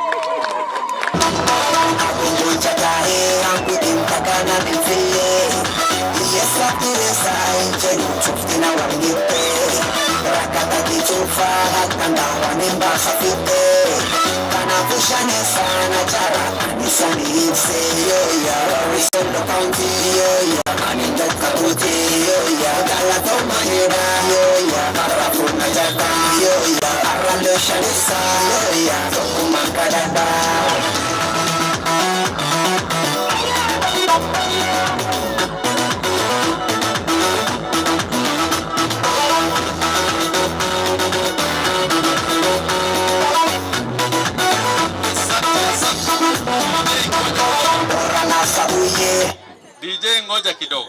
Kwa hivyo jamani, hii kazi yetu ile tumefanya hii mwaka 5 imetambulika waja Isiolo, Kenya mizima paka dunia mizima. Sawa jamani? Kwa hivyo hata ikikuwa nini, we are proud of what we have done and we are happy, na Mungu ni shahidi tumefanyia watu wa Isiolo kazi. Sawa jamani? Lakini tunaomba sasa mtupe nafasi ya pili. Mali tumewachia tuanzie hapo sasa, tuwamalizie paka 2027 Mungu akitujali. Na mimi najua Mungu atakubali. Sio jamani? Na hiyo yote imewezekana na nyinyi vile mumetupea support, all the partners wale wako hapa, wananchi tukufu, staff ya county government, yote tunashukuru. Hiyo award imetokana na effort yenu yote. So tunasema asanteni sana. Kwa hivyo Mungu atubariki zote. Wacha sasa tu launch the gender policy.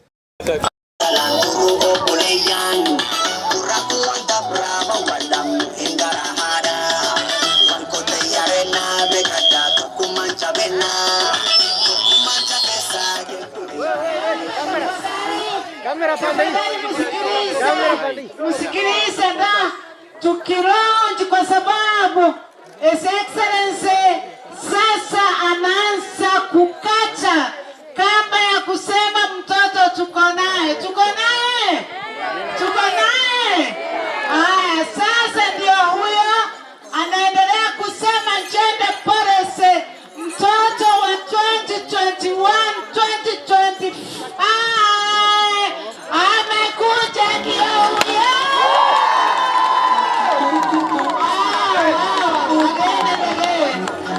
Kitabu ndio hiyo sasa, tuko naye. Kitabu ndio hiyo, tuko naye. Kitabu ndio hiyo, tuko naye. Kitabu ndio hiyo, tuko naye. Asante. Tukimalizia hapo, bado.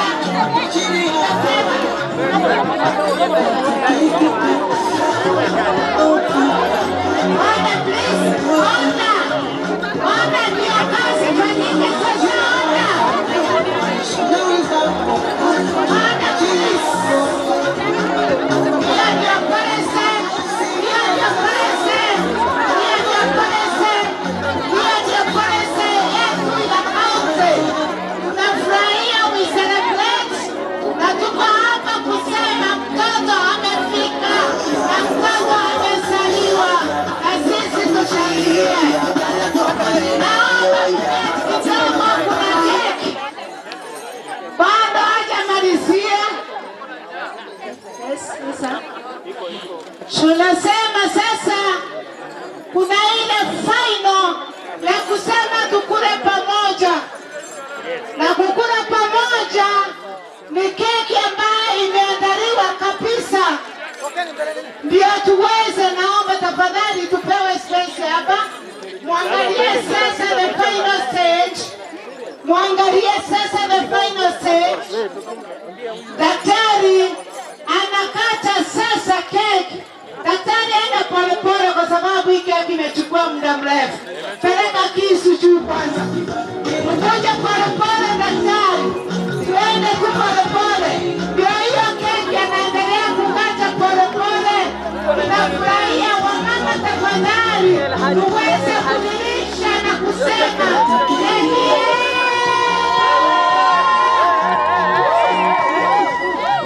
sasa mtoto wangu hapa na chakula ndio hiyo. Tunapeleka kila mahali katika kaunti yetu, na tunasema katika kila ward, leteni ward itaweza kufaidika. Sasa hii tunaona waziri anapatia.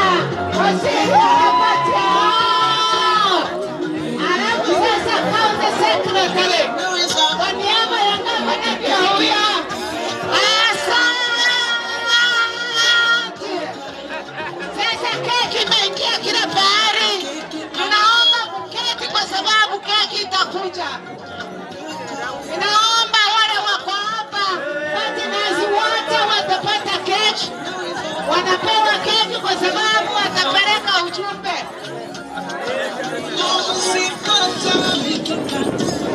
Kaeni chini keki ifike. Kaeni chini keki ifike.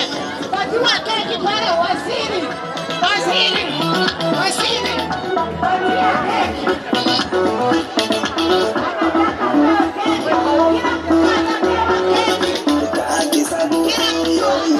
Isiolo County,